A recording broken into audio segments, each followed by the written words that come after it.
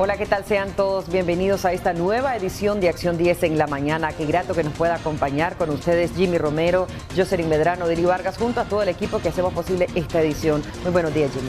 Buenos días, Odili. Estamos iniciando un nuevo mes del año 2022, pero mientras tanto les vamos a presentar los avances que tendremos en nuestro segmento Mirada Global.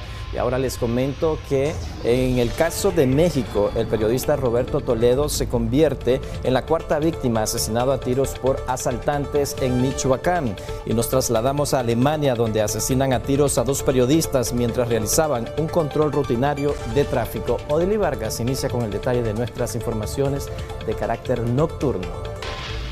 Así es, Jimmy Romero, vamos a iniciar con una información bastante difícil, ya que accidentes de motocicleta dejó como resultado a una persona también agredida en el barrio capitalino, en un barrio capitalino acá, y de igual forma es parte de las noticias que ha dado cobertura nuestro equipo periodístico nocturno. Veamos el reporte. El motociclista Manuel Urbina, de 33 años, resultó con lesiones de consideración en su cuerpo anoche, luego de ser impactado por un carro conducido por Elizabeth del Carmen Zamora, quien fue señalada por testigos de invadir la preferencia del motociclista al irrespetar la señal de alto que está ubicada en la intersección de Enacal Central. El motorizado venía en su preferencia, ¿verdad? Venía de la parte del lago, iba hacia el sur, de norte a sur viene él. La muchacha viene allá a pasarse el intersecto aquí. Prácticamente el muchacho ya había pasado cuando ella lo colisionó y se salió catapultado el muchacho por los aires. O sea, la muchacha, la conductora, le invadió el carril al motorizado. Prácticamente se tiró la preferencia del motorizado. El motorizado, si usted se fija, él ya había pasado cuando ella lo colisionó en el intersecto.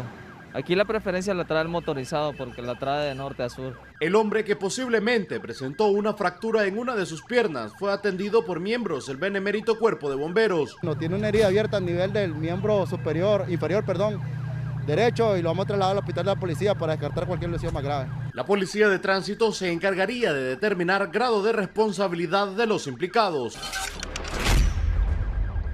Otro motociclista que sufrió golpes en su cuerpo anoche es Reyes Antonio Avilés, de 23 años, tras ser impactado por un carro conducido por otra mujer identificada como Dani Montilla Arauz, de 32 años. Testigos la señalaron de invadir la preferencia del motociclista.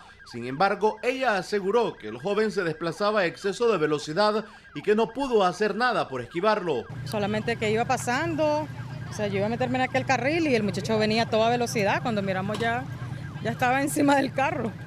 Fue rápido. Ellos venían, pero venían rápido. O sea, yo iba pasando y ellos venían súper rápido. El joven lesionado ameritó ser trasladado a un centro asistencial. Movilizamos un medio para estabilizar el paciente y se trabajó en conjunto con los compañeros del MINSA.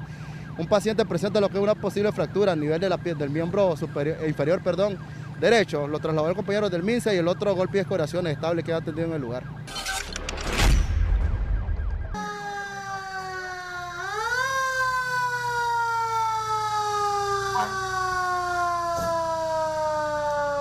En una calle del barrio San Sebastián, distrito 2 de Managua, un hombre identificado como Mario Ismael Argaespada, de 47 años, resultó con múltiples heridas en su cabeza tras ser brutalmente agredido por sujetos que, según pobladores, son el azote del barrio. Lo atacaron, ya, entonces lo trajeron como media cuadra corriendo y lo estrelaron contra la acera y lo patearon y lo golpearon fuertemente. ¿Qué problemas hay con esa gente? Parece que no, porque quién sabe qué pasaría, o parece que discutieron, quién sabe qué pasaría. Pero la cosa es que lo atacaron, sí. Ante la gravedad de las heridas, el hombre fue asistido a la brevedad posible por miembros del benemérito Cuerpo de Bomberos, quienes lo estabilizaron y posterior lo trasladaron al hospital de referencia Antonio Lenín Fonseca. Con imágenes de José Ángel Díaz, en Acción 10, Ronald Rodríguez Solís. Muchas gracias, Ronald Rodríguez Solís, por esa información. Vamos a cambiar totalmente de asunto, y es que la Fiscalía informó que los jueces decidieron realizar los juicios de los presos políticos que están en el Nuevo Chipote y bajo arresto domiciliario. El Ministerio Público, a través de un comunicado este lunes, informó que realizarán los juicios a los presos políticos que están tras las rejas de las celdas de la Dirección de Auxilio Judicial, conocidas como el Nuevo Chipote, y de aquellos que estén bajo arresto domiciliar. Cabe mencionar que dichos procesos judiciales estaban en el limbo, ya que los jueces correspondientes habían alegado que no los realizaban porque supuestamente tenían la agenda saturada. La Fiscalía señala que los acusados estarán siendo juzgados, supuestamente por haber violentado la Constitución Política, la Ley número 1055, Ley de Seguridad Soberana y el Código Penal de la República de Nicaragua. Además, que estarán siendo procesadas por cometer menoscabo a la integridad nacional, por haber recibido recursos de fuentes extranjeras para cometer los delitos de lavado de dinero, bienes y activos. En el comunicado, la Fiscalía llama criminales y delincuentes a los reos de conciencia y señala que estos han reincidido atentado contra los derechos del pueblo y la sociedad nicaragüense,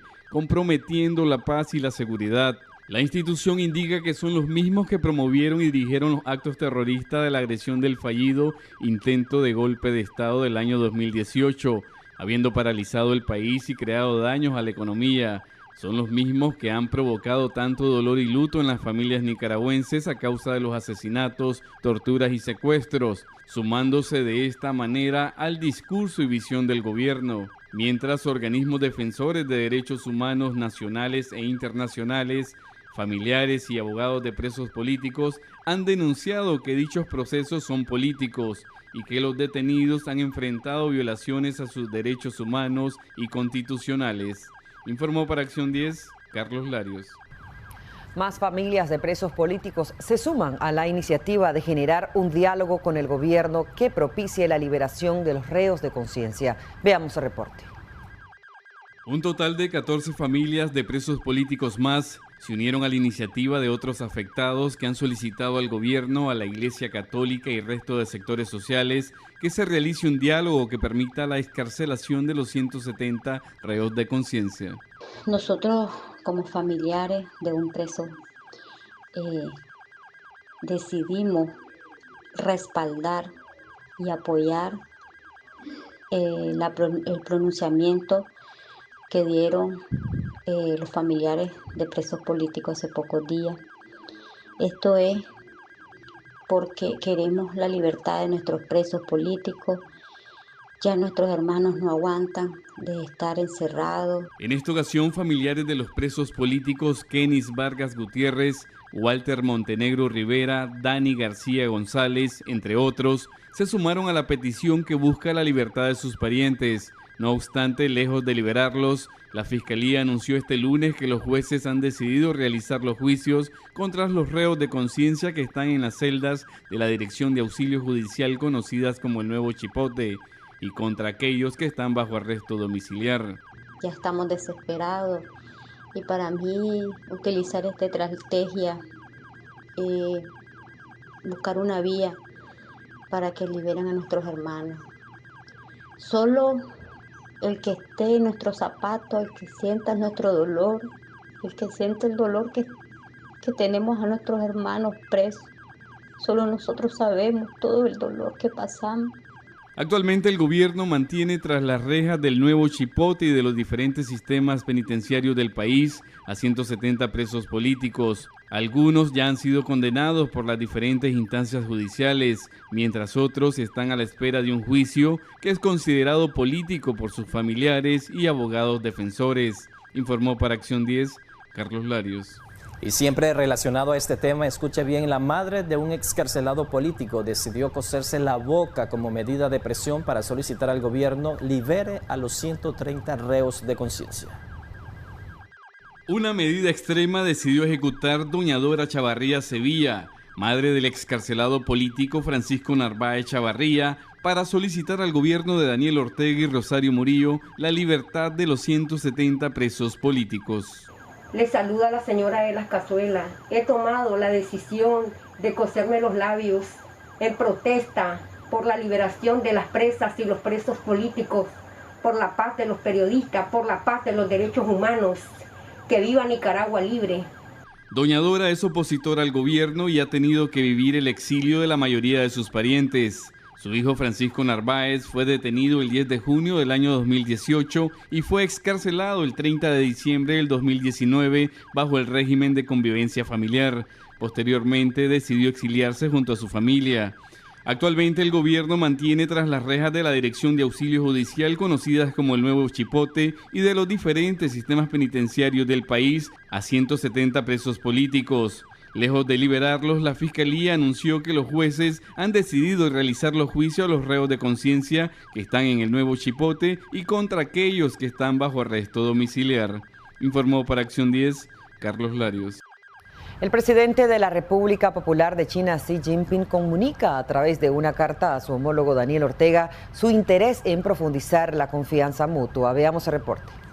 El presidente de China, Xi Jinping, envió una carta al presidente Daniel Ortega en la que le expresa su interés en profundizar las confianzas políticas mutuas en el marco de las recién renovadas relaciones entre ambas naciones. En la misiva, el mandatario chino agradece la carta enviada por el gobierno de Nicaragua por las felicitaciones enviadas a propósito del Año Nuevo del Tigre que inicia el 1 de febrero. En el documento enviado por Nicaragua se lee: estos días de Año Nuevo, con admiración e invariable amor fraternal, nos abrazamos con el gran pueblo chino, su pueblo, en la alegría de concluir exitosamente una etapa más de vida buena, dedicada al fomento de la paz, el bienestar y la dicha de la justicia en el día a día, siendo ejemplos de valores de humanidad e indispensable modestia para compartir el mundo que queremos. Deseamos al gran pueblo chino, a usted, a sus líderes y gobernantes, al Partido Comunista de China, a las familias en general, más éxitos, más progreso, más salud y vitalidad en la conocida fortaleza y fuerza de su gran espíritu luchador que se evidencia en sus tradiciones, arte, música, danzas, cultura, que nos sorprende a todos. En el cariño del reencuentro entre nuestros pueblos y revoluciones, muchas felicidades, hermanas y hermanos, y grandes realizaciones en todos los tiempos venideros. En respuesta, el presidente chino expresó en la misiva: el año nuevo estoy dispuesto a trabajar junto con usted por profundizar las confianzas políticas mutuas, promover las cooperaciones en diversos campos, así como estrechar las manos para construir una comunidad de destino de la humanidad, liderar las relaciones entre China y Nicaragua. En semanas recientes, Nicaragua y China firmaron un memorándum de entendimiento para establecer un mecanismo de consultas políticas, un acuerdo macro de apoyo mutuo, otro sobre cooperación comercial y uno más para exonerar de visas a los portantes de pasaportes diplomáticos de ambos países. El pasado 28 de enero, Nicaragua anunció que China financiará un programa de viviendas que dará casas a familias de 84 municipios del país.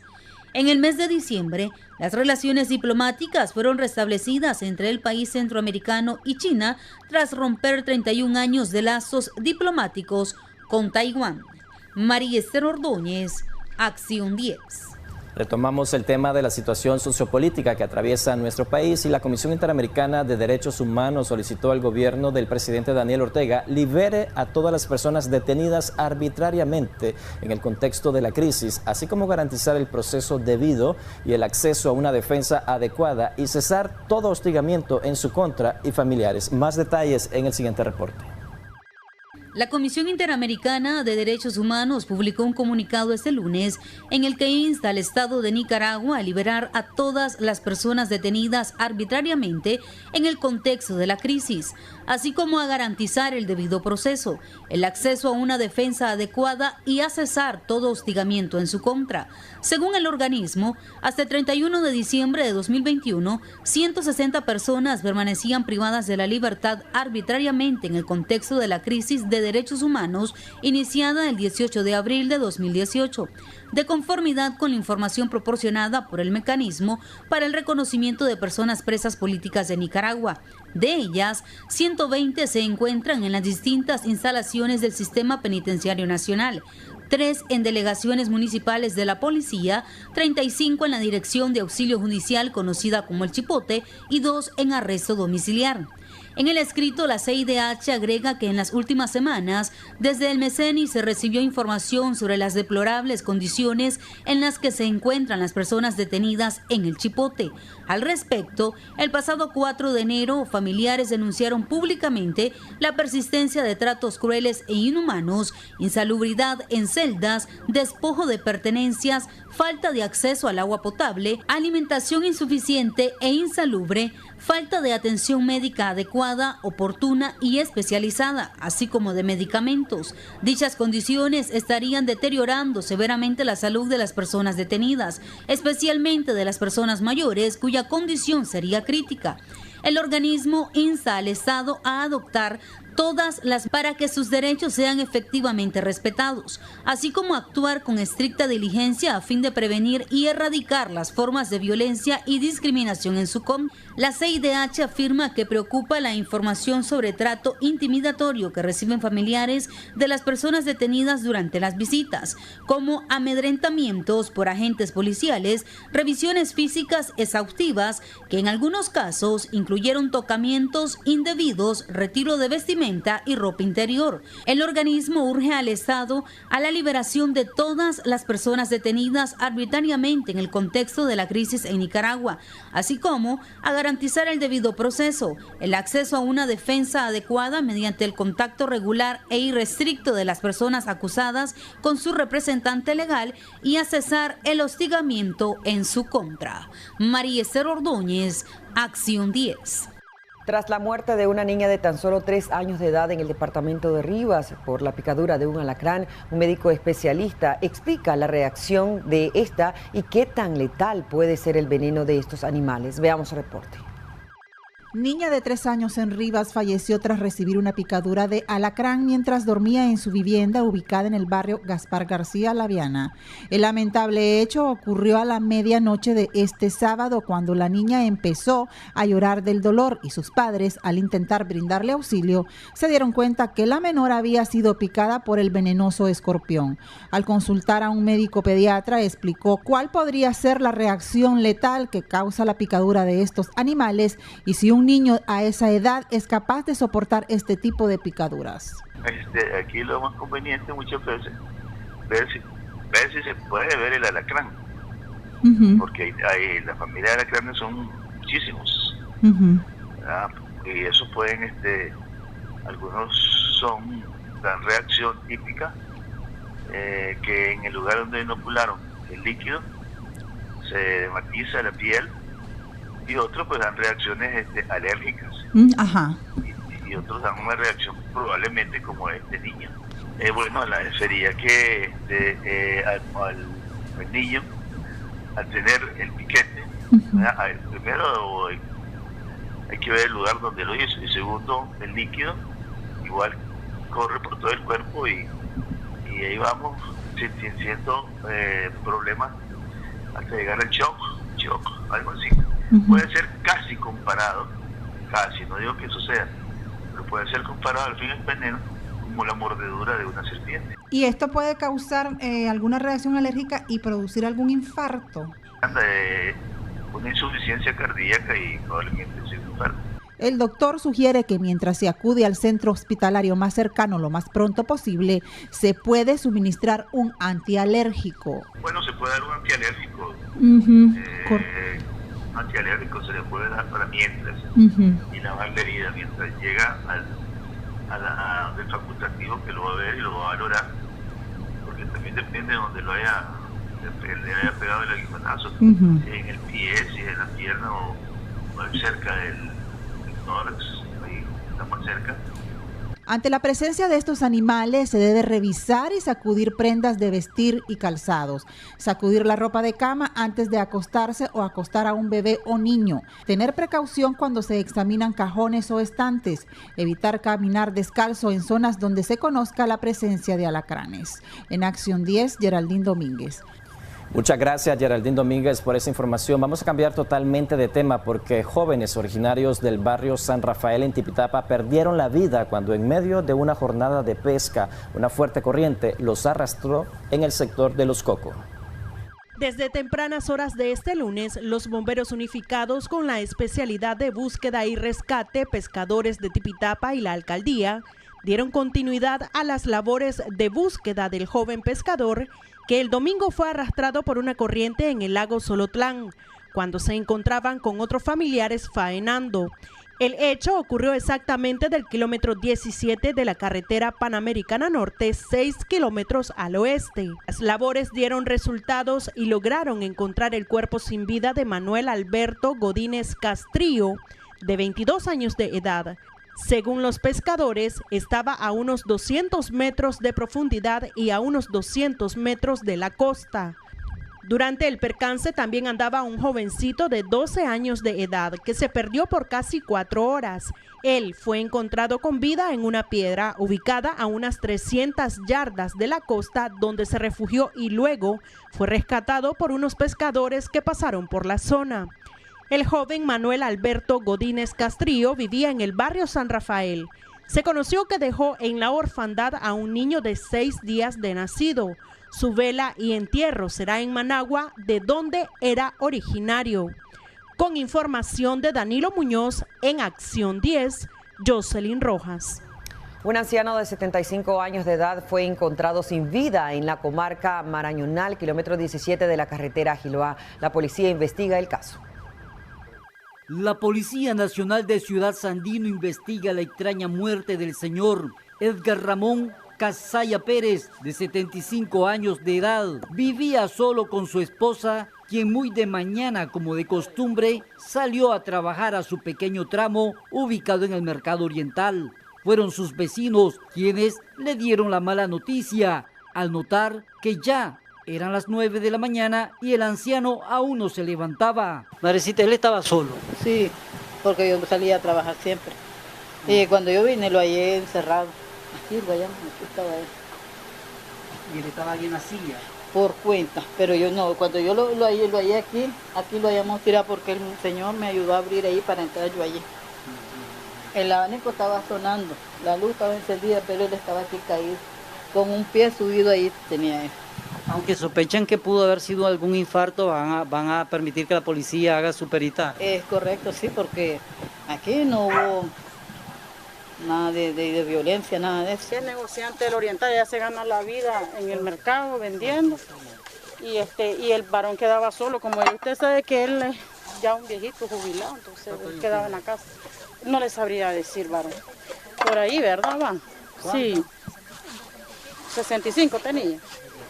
Pues no sé, y era un hombre crónico porque padecía el corazón. Ya, entonces él ya no estaba, en otras palabras, para trabajar. Entonces la esposa salía en la mañana al mercado y ya a esta hora que vino ella ya venía. Ya. Ella fue la que lo encontró entonces, ya se sí. sorprendió que estaba ahí cerrado todavía. Sí, es que fíjense que ella se iba todos los días, pero lo raro que me extraña es en mi casita. Como siempre lo mirábamos a él aquí en la mañana. Pero lo que me extrañó que le digo yo a mi hijo, que no pasaba para nada. O sea, no lo miramos en el patio. Y le digo, ¿qué será que don Edgar a lo mejor no está? Salió. Pero no sabíamos que ya había pasado esta desgracia. Cuando vino la esposa, solo que escuchamos mi hijo y yo que estaban dando el grito de ella. Y nosotros nos bajamos pues, pensando que era algún animal o algo. Nunca me imaginé que fuera que ya había fallecido él. Para descartar mano criminal, la esposa solicitó que la policía investigara y, si era preciso, remitir el cuerpo al Instituto de Medicina Legal. El hecho sucedió en la comarca Marañonal, kilómetro 17,5, carretera Ajiloá. Con cámara de Roger Sánchez, José Afrán Sánchez, Acción 10. Y un accidente de tránsito deja como resultado 2 personas gravemente lesionadas. La joven pasajera, quien se encontraba en estado de embarazo, y el conductor de la motocicleta fueron llevados rápidamente hacia el Hospital Regional de Santiago en el departamento de Carazo. Pero es Elba Iliana Molina quien nos brinda más detalles de esta información.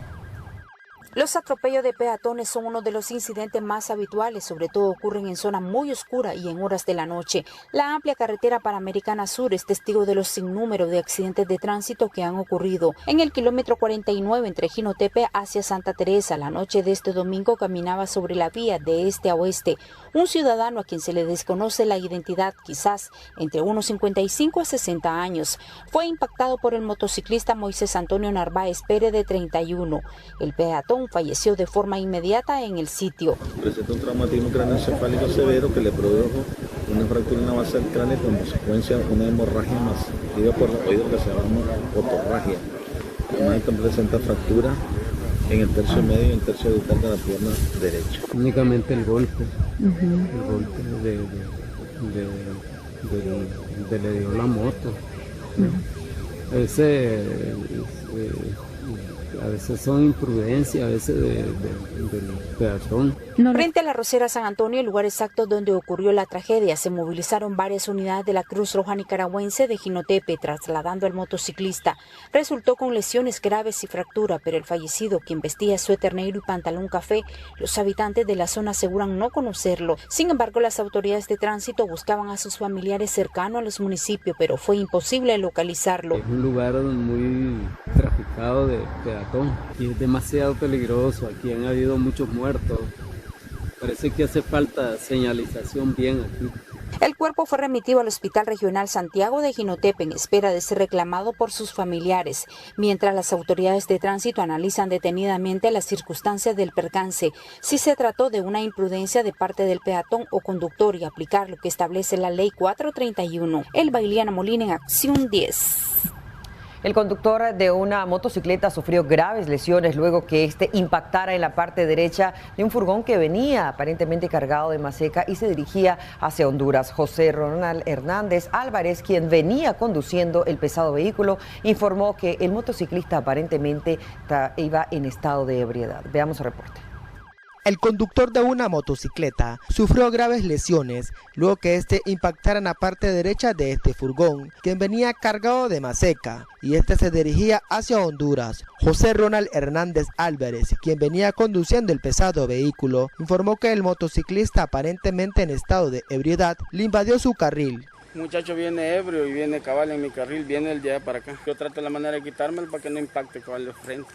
Y pega en la llanta y me la explota y sale volando. Pero el muchacho viene ebrio. ¿Invadió carril? Sí, cuando viene bien cabal en mediación de mi carril. Y donde trato de quitármelo, tiro la trompa para la orilla y él pega en el río. ¿Usted hizo lo posible? Sí, imagínate, la posición del camión te lo dice todo. El lesionado inmediatamente fue trasladado por otros conductores de vehículo hacia el centro de salud ubicado en Yalahuina. El accidente ocurrió en el lugar conocido como la Curva El Limón, carretera panamericana que conduce hacia el municipio de Totogalpa. ¿Qué pasó con el muchacho? ¿Iba grave? No, un golpe llevaba en la cabeza. Pero como iba a bolo, imagínate. ¿No se pudo detener usted en ese momento? No, y como si yo voy para arriba y ahí no estoy parado, ahí donde fue, ahí está, ahí quedé. No lo moví más. Yo me quedo parado, se va a pegar de frente. Si no trato la manera de tirar la trompa para allá, De manera extraoficial, se conoció que el motociclista identificado como Rodolfo Moncada, originario de la comunidad del Naranjo, ubicado en la ciudad de Somoto, falleció minutos antes de llegar al hospital de esa localidad. Les informó Hagadiel Rivera Cornejo. Bueno, y autoridades policiales informaron que de la semana del 24 al 30 de enero de este año 2022 se registraron más de 600 accidentes de tránsito, pero es nuestra periodista María Esther Ordóñez quien nos brinda mayores detalles. En la semana que corresponde del 24 al 30 de enero, en el país se registraron más de 700 accidentes de tránsito. Se reporta la muerte de 17 personas y 35 lesionados, según informó este lunes el comisionado mayor Edgar Sánchez, segundo jefe de la Dirección de Tránsito Nacional, quien agregó que las principales causas de las colisiones es el exceso de velocidad, estado de ebriedad e invasión de carril. En 90% de los municipios del país no se registran personas fallecidas por accidentes de tránsito. En la semana se contabilizan 793 colisiones, resultaron 17 personas fallecidas y 35 lesionados. En relación a la semana anterior disminuyeron en 28 lesionados y 73 colisiones, incrementaron en 4 las personas fallecidas. De acuerdo a la condición de los muertos, tenemos 10 conductores, 5 pasajeros y 2 peatones. Sánchez además señaló que hacen un llamado a los conductores, en especial a los motociclistas, ya que la mayoría de los accidentes son protagonizados por ellos, a que respeten las señales de tránsito. Especialmente para el gremio motorizado. Realmente los motorizados se observa que tienen una conducta con total desprecio a la vida. Constantemente los vamos a observar tirándose la luz roja, conduciendo en estado de embriaguez y son las causales por las cuales están falleciendo semanalmente entre un 60 y 70% del total de los fallecidos. Por tanto, la Policía Nacional recomienda que respetemos los límites de velocidad, las señales de tránsito, revisemos el estado técnico mecánico de vehículos y que usen el cinturón de seguridad. Las autoridades confirmaron que también han brindado seminario de educación vial a más de 5.000 conductores. María Esther Ordóñez, Acción 10. A continuación, Jocelyn Rojas nos informa sobre las situaciones climáticas que experimentaremos durante toda la semana. Especialistas del Observatorio de Fenómenos Naturales OFENA han informado que del 30 de enero al 3 de febrero del 2022 se prevé que la franja costera del Océano Pacífico se vea afectada por un frente frío que ocasionará fuertes vientos cerca de 40 kilómetros por hora y olas de 2 metros de altura sobre el noroeste del Mar Caribe al este de Nicaragua. Frente a las costas del Caribe de Nicaragua se localizó el frente frío número 26 con desplazamiento hacia el noreste. Las corrientes de bajo nivel se mantienen siempre generando condiciones de corrientes fuertes de vientos que podrán estar afectando nuestro territorio para las próximas horas. Las velocidades de vientos en el Caribe frente a la costa estarán oscilando desde la parte sur hacia la parte norte con velocidades de 12 a 44 kilómetros por hora y en la parte del centro de 30 a 50 kilómetros por hora, mientras que en el Triángulo Minero hacia el Caribe mantendremos velocidades de viento de 30 hasta de 50 kilómetros por hora. En la zona central de Nicaragua, las Madrinas, Segovia, manteniendo de 19 a 22, Estelí, Jinotega y Matagalpa de 28 a 46, en la zona de Matagalpa hacia Huaco, Chontal, manteniendo velocidades de viento de 53 a 60, de la zona de Nueva Guinea mantendremos hasta de 40 kilómetros por hora, mientras que en la zona noroccidente mantendremos velocidades de viento de 19 a 29, Managua de 45 a 52, de Jinotepe hacia la zona de Rivas de 55 a 65 y en la zona de la Bahía de San Juan del Sur de 58 a 67 kilómetros por hora. Mientras tanto, las temperaturas mínimas al amanecer: León, Chinandega 21-24, Managua, Masaya, Granada 20-22, Carazo, Río 19-23, Madrina, Segovia 16, Estelí, Jinotega, Matagalpa 14-15, Huaco, Chontales, Río San Juan 18-23, Río Blanco, Nueva Guinea 19-21, Triángulo Minero 18-20, Caribe de 21 a 23 grados Celsius. Mientras que el Ejército de Nicaragua, a través de una nota de prensa, alertó a los dueños de embarcaciones de pesca industrial, dueños de acopios, cooperativas de pescadores y público en general a tomar las medidas necesarias para proteger sus embarcaciones. Cabe destacar que los frentes fríos propios de la época de invierno en el hemisferio norte de la Tierra son comunes entre los meses de diciembre a febrero. En Acción 10, Jocelyn Rojas. Hacemos una breve pausa comercial y ya regresamos. Seguimos con más informaciones, esta vez de carácter económico, y es que nuevamente los precios de los combustibles registraron un incremento recientemente. Esto afecta a los transportistas del sector selectivo y también a los usuarios de este sector, porque según los taxistas, los usuarios precisamente se niegan a pagar el costo de las carreras. Medardo Mendoza nos amplía. Ahí nos miramos súper afectados, todo el gremio está aquí, andamos mano arriba. Así fue como afirmaron sentirse los miembros del sector selectivo, luego de que este domingo las tablas en las distintas gasolineras del país reflejaron un alza en los costos de los combustibles en sus diferentes presentaciones por segunda semana consecutiva en lo que va del 2022. Todos los fines de semana le van subiendo otra vez. Le bajaron centavos una semana y ahora le siguen subiendo. Retomaron el hábito de subir a los... Retomaron, exactamente. No paran hasta que nos dejen en la calle porque ya no vamos a poder trabajar. Si seguir trabajando, ¿qué vamos a hacer?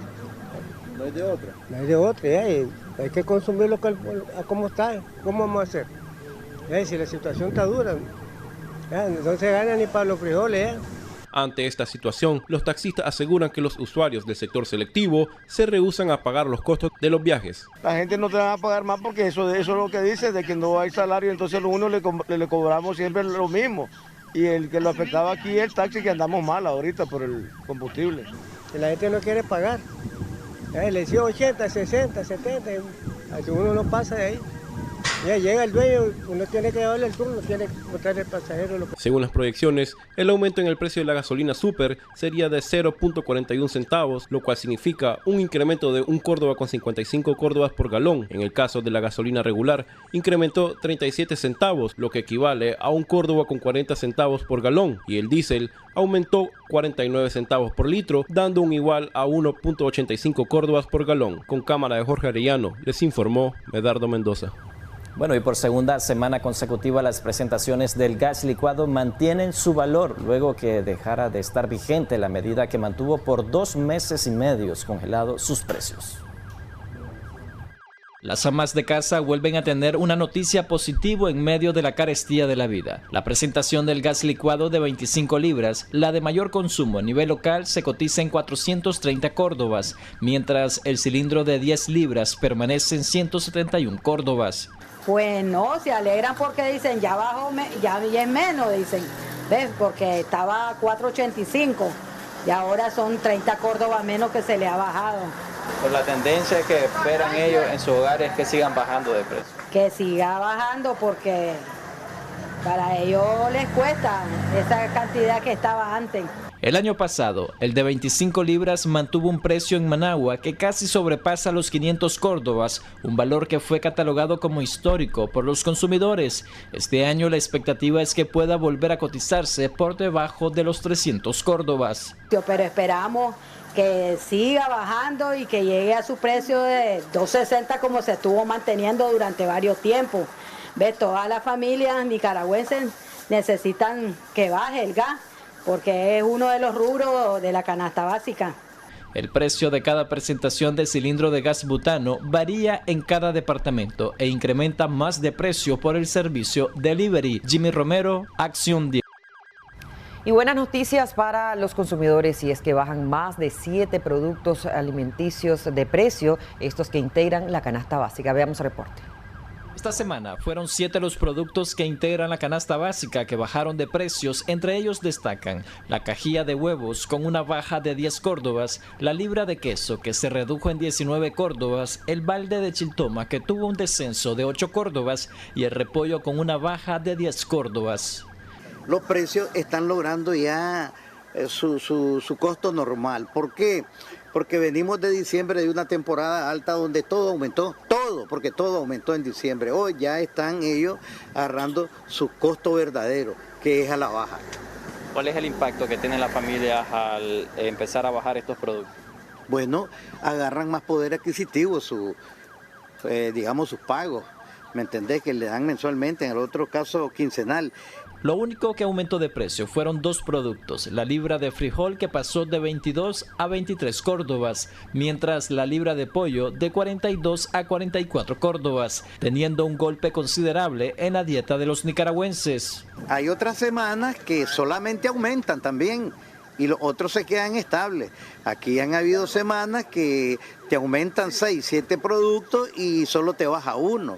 Para esta semana fue lo contrario y solamente aumentaron 2, ¿me entendés? Es fluctuante pues prácticamente esto, ¿me entendés? Hasta enero, el INDEC mantuvo el precio de la canasta básica en 14.782 córdobas, mientras el Instituto Nacional de Información de Desarrollo INIDE indicó que al cierre del 2021 su valor alcanzó los 16.255.38 córdobas, es decir, hay una diferencia de hasta 1.470 córdobas. Jimmy Romero, Acción 10.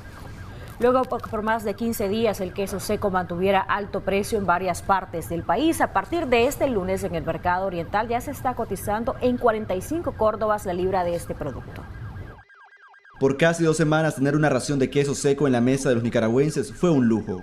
En diferentes partes del país el precio récord rondó hasta 100 córdobas por libra, algo que no todos podían costear. Sin embargo, a partir de este lunes se está cotizando en 45 córdobas la libra, según comerciantes consultados en el mercado oriental. La verdad de las cosas que el queso nosotros, el precio de hoy lo mantenemos a 45 la libra, 43 por mayor, 40 por quintal. Joel Mendoza lleva más de 10 años dedicándose a la venta de productos lácteos en este centro de compras.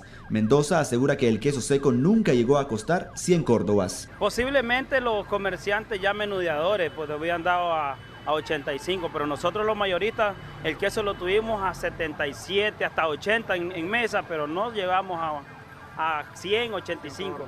Entonces, en ese hoy momento supongo que las ganancias de ustedes tuvieron pérdida económica.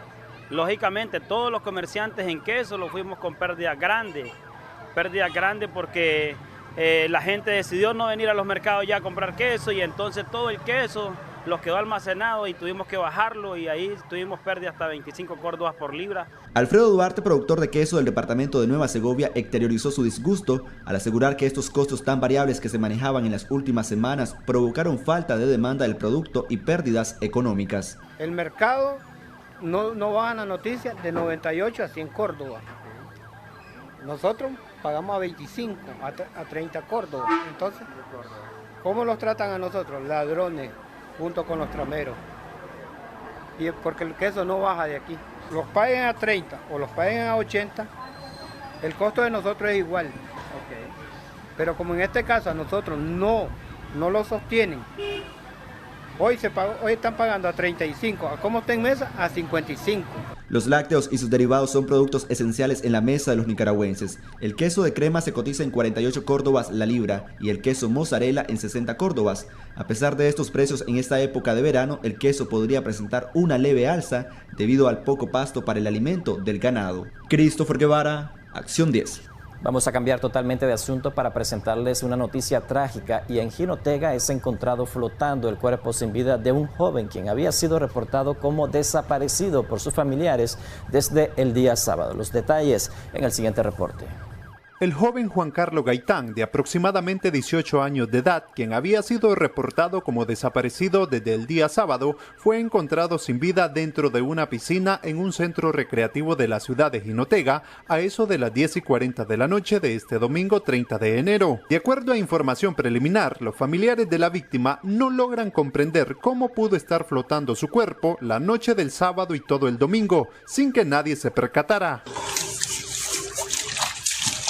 No sé si aún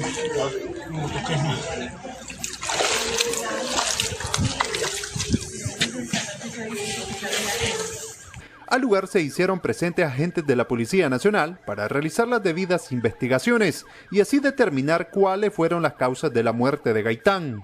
Para Acción 10 les informó David Palacios. Y con esta información hacemos una pausa comercial, ya regresamos con más de Acción 10 en la mañana. Seguimos con Acción 10 en la mañana. Un cortocircuito en el tendido eléctrico ubicado en el lugar conocido como La Chelpa, La Cahuina, Madrid, casi provocó un incendio en viviendas aledañas. Veamos el reporte. El susto de sus vidas se llevaron los habitantes del lugar conocido como La Chelpa La Cahuina, luego que las líneas del tendido eléctrico tomaron fuego, cayendo casi en los techos de sus viviendas. Los afectados inmediatamente llamaron a los bomberos para que estos se presentaran al sitio y lograr apagar las llamas que amenazaban en llegar a las habitaciones.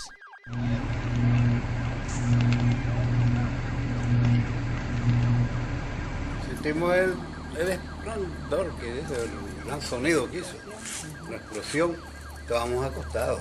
¿Qué solución hacer? Sí, a sacar el chimbo de gas y algunas cosas sacó ella y yo aquí afuera buscando qué hacer. Si esas líneas hubieran caído aquí, hubiera agarrado fuego la casa. Claro, por supuesto. Sería el peligro. Y distanciamos a echarle agua, pero más bien más fuego agarraba.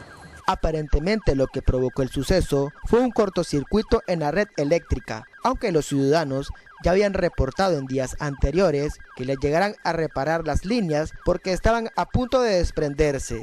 Ya se había reportado eso que estaba ahí, era una chispa que estaba ahí, y nosotros una vez le dije yo a un amigo mío que tenía en Fenosa, ahí le dije, mira, fíjate que así, y esa era mitad de un hilito, y no hicieron caso, no iban a reparar. ¿Hace cuánto usted ya reportó? Sé que del año pasado. Debido a la situación, la energía eléctrica en las casas de habitaciones en Palacahuina quedó suspendida por unos 15 minutos, esto para poder restablecer el fluido eléctrico. Les informó Jagadiel Rivera Cornejo.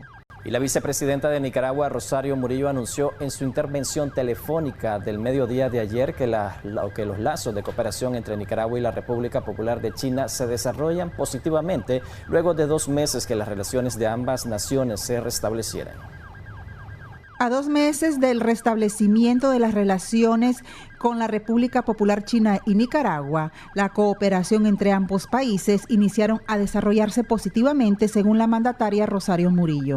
El presidente de China nos dice que a finales del año pasado, China y Nicaragua restablecieron relaciones diplomáticas y que en menos de 2 meses la cooperación entre ambas partes ya han dado resultados fructíferos y las relaciones chino-nicaragüenses han tomado un nuevo cariz.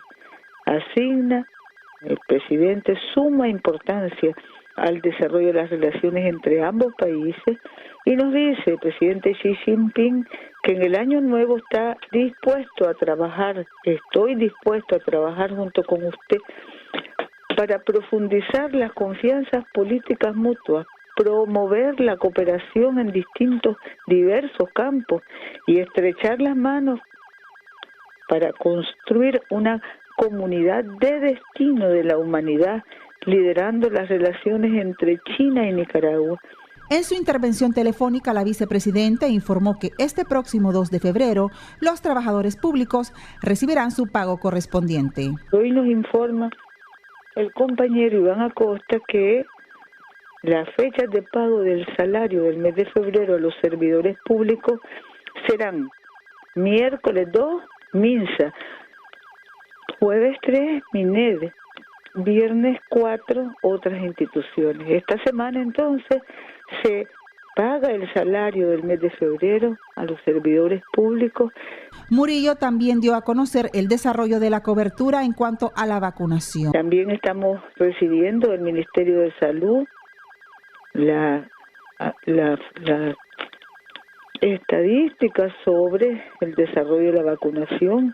Y bueno, podemos hablar del 87% de cobertura a la población mayor de 30 años, el 88.82% de cobertura a las hermanas embarazadas, puérperas y lactantes, los niños de 2 a 11 años, 69% de cobertura, población de 12 a 17 años, 80.01% de cobertura y de 18 a 29, 80.19% de cobertura.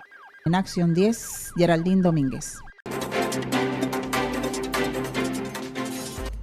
Estamos en el contexto de la revisión y aprobación del incremento del salario mínimo en nuestro país y justamente ese es el tema que vamos a abordar hoy día, lo que es salario mínimo, contratos laborales y prestaciones de servicio. Hemos hablado en otras oportunidades sobre esos contratos por tiempo indeterminado, que es ya el que llamamos en nómina o en planilla, y esos contratos por servicios profesionales, cómo usted diferenciar y cómo saber si están violentando o no sus derechos en materia laboral. Pero mucha gente se pregunta, ¿realmente podrá incrementar el salario 4 o 5%? ¿Será de 2 dígitos? Un economista nos acompañaba hace unos días, justamente el día de ayer, y decía que debería de ser un 16%, tomando en cuenta la realidad del país según lo que él manifestaba. Pero, ¿qué establece nuestra legislación? ¿Cuánto se debe de incrementar o cada cuánto se debe revisar? Ya vamos a hablar con la experta ahí. Así es, Jocelyn, la gran interrogante de todos es la clase trabajadora que tiene un salario mínimo, si se va a incrementar 1 dígito o 2 dígitos. Pero para hablar de este tema ya nos acompaña la doctora Carla Pineda, quien nos va a estar acompañando acá en Debates y Soluciones para hablar sobre el tema del salario mínimo, contratos laborales y también sobre las prestaciones de servicios que ofrecen algunas empresas en nuestro país. Muchas gracias, doctora. Gracias por acompañarnos nuevamente. Gracias. Buenos días. Bueno, con relación al tema de la negociación de salario mínimo, todos sabemos que actualmente ya está instaurada la mesa y están negociando. ¿Cada cuánto se tiene que revisar? ¿Hay algún techo o un porcentaje mínimo o máximo que se debe incrementar? ¿Cómo funciona esto según nuestra legislación? De acuerdo a la ley de salario mínimo no existe un mínimo o un máximo. La ley nos habla que tenemos que tomar en cuenta algunos factores como son la inflación, el crecimiento económico. Como decías vos hace un momento, economistas han dicho que estas dos suman aproximadamente un 16%. Sin embargo, yo veo muy difícil que un incremento salarial sea de 2 dígitos, porque también recordemos que la misma ley de salario mínimo dice que hay que tomar en cuenta y que lo más importante es procurar el empleo al momento de hacer estos incrementos de salario mínimo. Igual en el título preliminar del Código del Trabajo se establece que para toda decisión en materia laboral se debe tomar en cuenta la situación económica y social del país. En este momento sabemos que hay muchas empresas, sobre todo, tal vez no las grandes empresas, pero medianas y pequeñas empresas, con el tema de la pandemia han sufrido mucho. Igual aquí hemos hablado de empresas que estuvieron cerradas por mucho tiempo. Entonces, si haces un incremento salarial demasiado alto, o sea, es un tema bien complicado, porque por un lado, claro que el trabajador merece un incremento salarial que le pueda permitir de alguna manera, si no llegar al 100%, porque eso es un poco utópico, ¿verdad? Creer que vamos a llegar de un solo al 100% del valor de la canasta básica, porque el salario mínimo en Nicaragua, el más bajo ahorita, por lo menos en el sector servicio, anda por 6.198, digamos 6.200, por poner una cifra cerrada.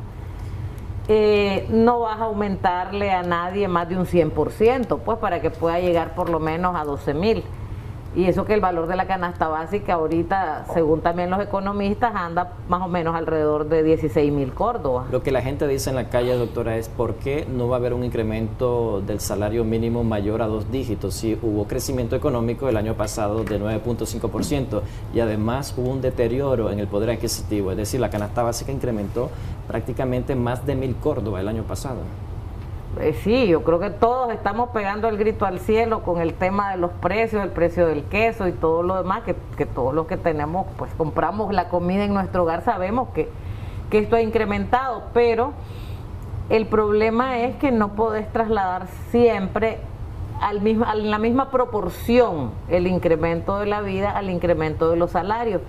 Como les decía, habrán empresas grandes que sí pueden soportar un incremento salarial de un 16%, pero hay muchas empresas pequeñas, medianas, que definitivamente con costo y subsisten para pagarle a sus empleados, y muchas de ellas o cerrarían o despedirían trabajadores porque no podrían. Recordemos además, porque el otro tema del que vamos a hablar hoy en la mañana son las prestaciones, entonces recordemos que cada Córdoba que un empleador aumenta de salario a un trabajador no es un Córdoba, es 1.4950. ¿Por qué? Porque 49.5% es el valor de la carga social. La carga social en este país es alta. Entonces, el incremento, el empleador tiene prácticamente casi que es un 150%, lo que incrementa, porque es casi un 50% el valor de la carga social. Doctora, pero esa teoría de que si hay incremento al salario mínimo mayor de 2 dígitos o mayor de 5%, crearía prácticamente un desempleo en nuestro país. ¿Qué tan cierto es, pero qué tan rentables son las empresas con la fuerza laboral que ellos mantienen? Mira, qué tan cierto es, la verdad, yo no soy economista, pero sí te puedo decir. Porque muchos dicen de que esto se utiliza como una arma para no aumentar el salario de la clase trabajadora. Pero sí te puedo decir que la gran mayoría de empresas en este país son empresas pequeñas y mucho empresas familiares o empresas con menos de 20 trabajadores, entonces que apenas y subsisten con los ingresos que tienen día a día. Y sobre todo ahorita, después de esta pandemia que nos ha afectado económicamente, tal vez hay un crecimiento macroeconómico que es lo que dicen los números, pero yo creo que a nivel de las familias o a nivel de algunas empresas pequeñas no sentimos ese crecimiento.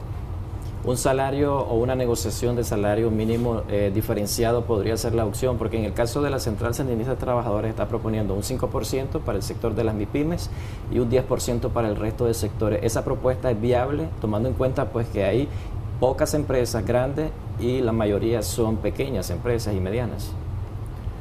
Sí, lo que pasa es que habría que ver, porque también tiene que ver el sector en el que están ubicadas las empresas. Por ejemplo, uno de los sectores más afectados con el tema de la pandemia fue el sector turismo, el sector restaurantes, apenas ahorita están comenzando a recuperar. No sé hasta qué punto un incremento muy alto en el salario mínimo les podría afectar al punto de tener que que hacer recortes en el personal. La verdad es que esos son temas que son como muy propios de cada empresa. Habrá empresas que sí logren aumentar o poder pagar este incremento en el salario mínimo, habrán otras que no, porque eso depende también incluso del rubro de cada empresa, porque por ejemplo, la empresa que vende productos de limpieza, que vende alcohol, que vende mascarilla, más bien ahorita ha incrementado sus ingresos y podrían hacer frente, pero hay otro tipo de empresas que no. Entonces yo creo que el gobierno en ese sentido tiene que ser cuidadoso, ¿verdad? También, porque así como los trabajadores se merecen un incremento salarial, de eso estamos claros, y existe además la ley de salario mínimo que establece que se debe de hacer una revisión de salario,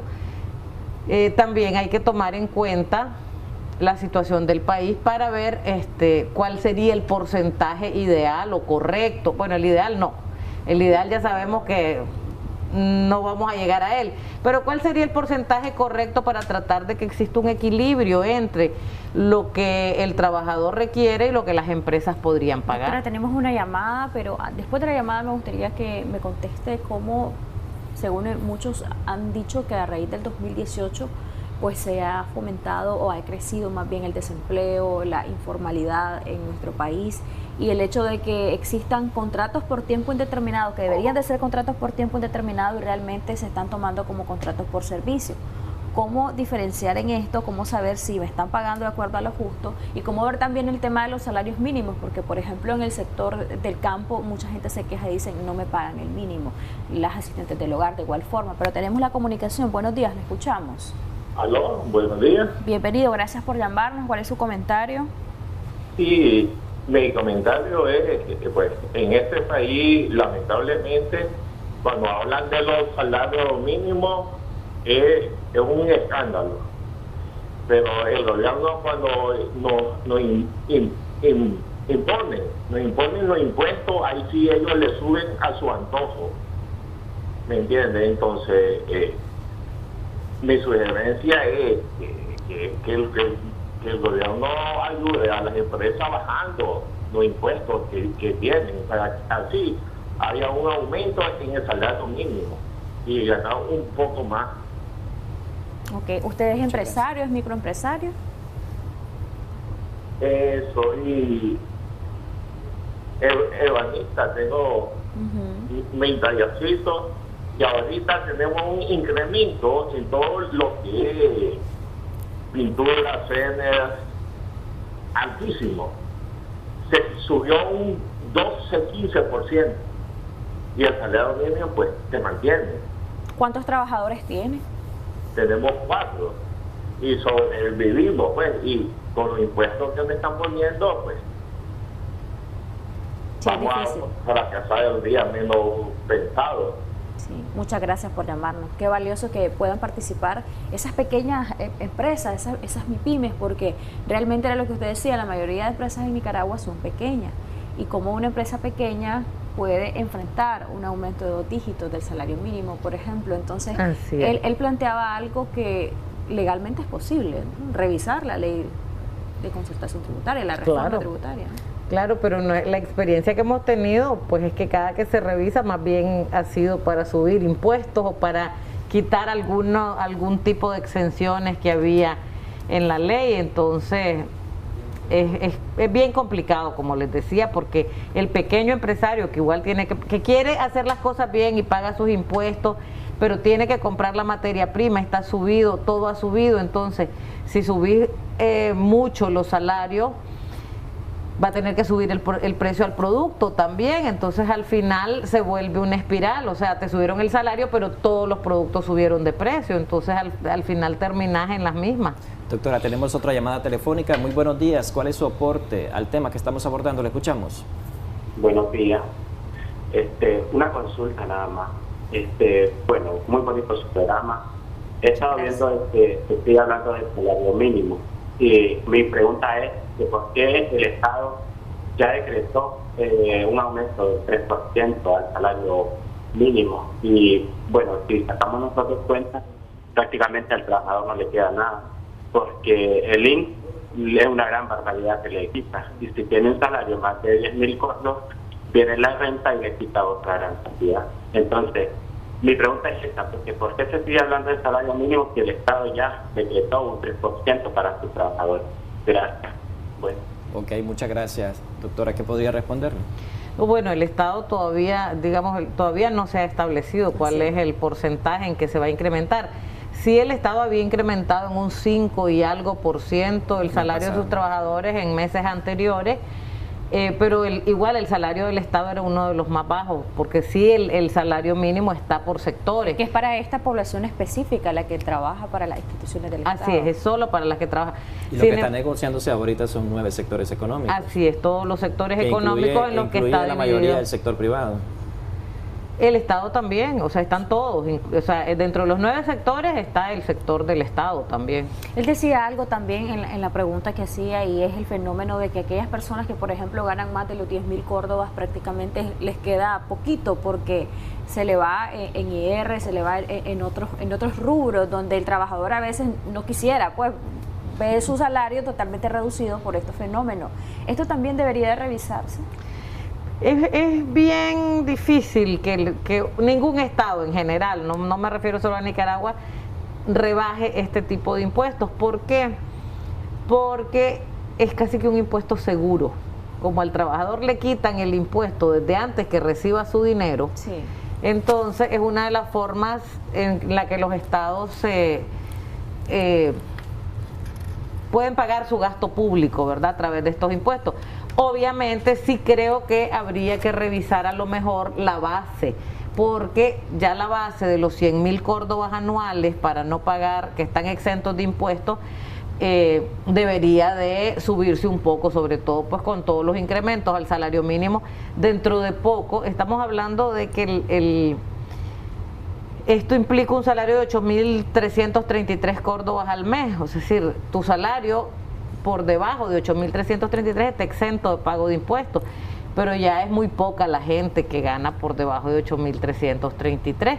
Entonces sí, a lo mejor sería bueno pues que esto se incrementara, pero ya eso realmente es un tema de políticas económicas del Estado. Sería tan poco probable, tomando en cuenta, doctora, de que el presupuesto general de la República se basa en casi un 90% de la contribución de las empresas, de los trabajadores también.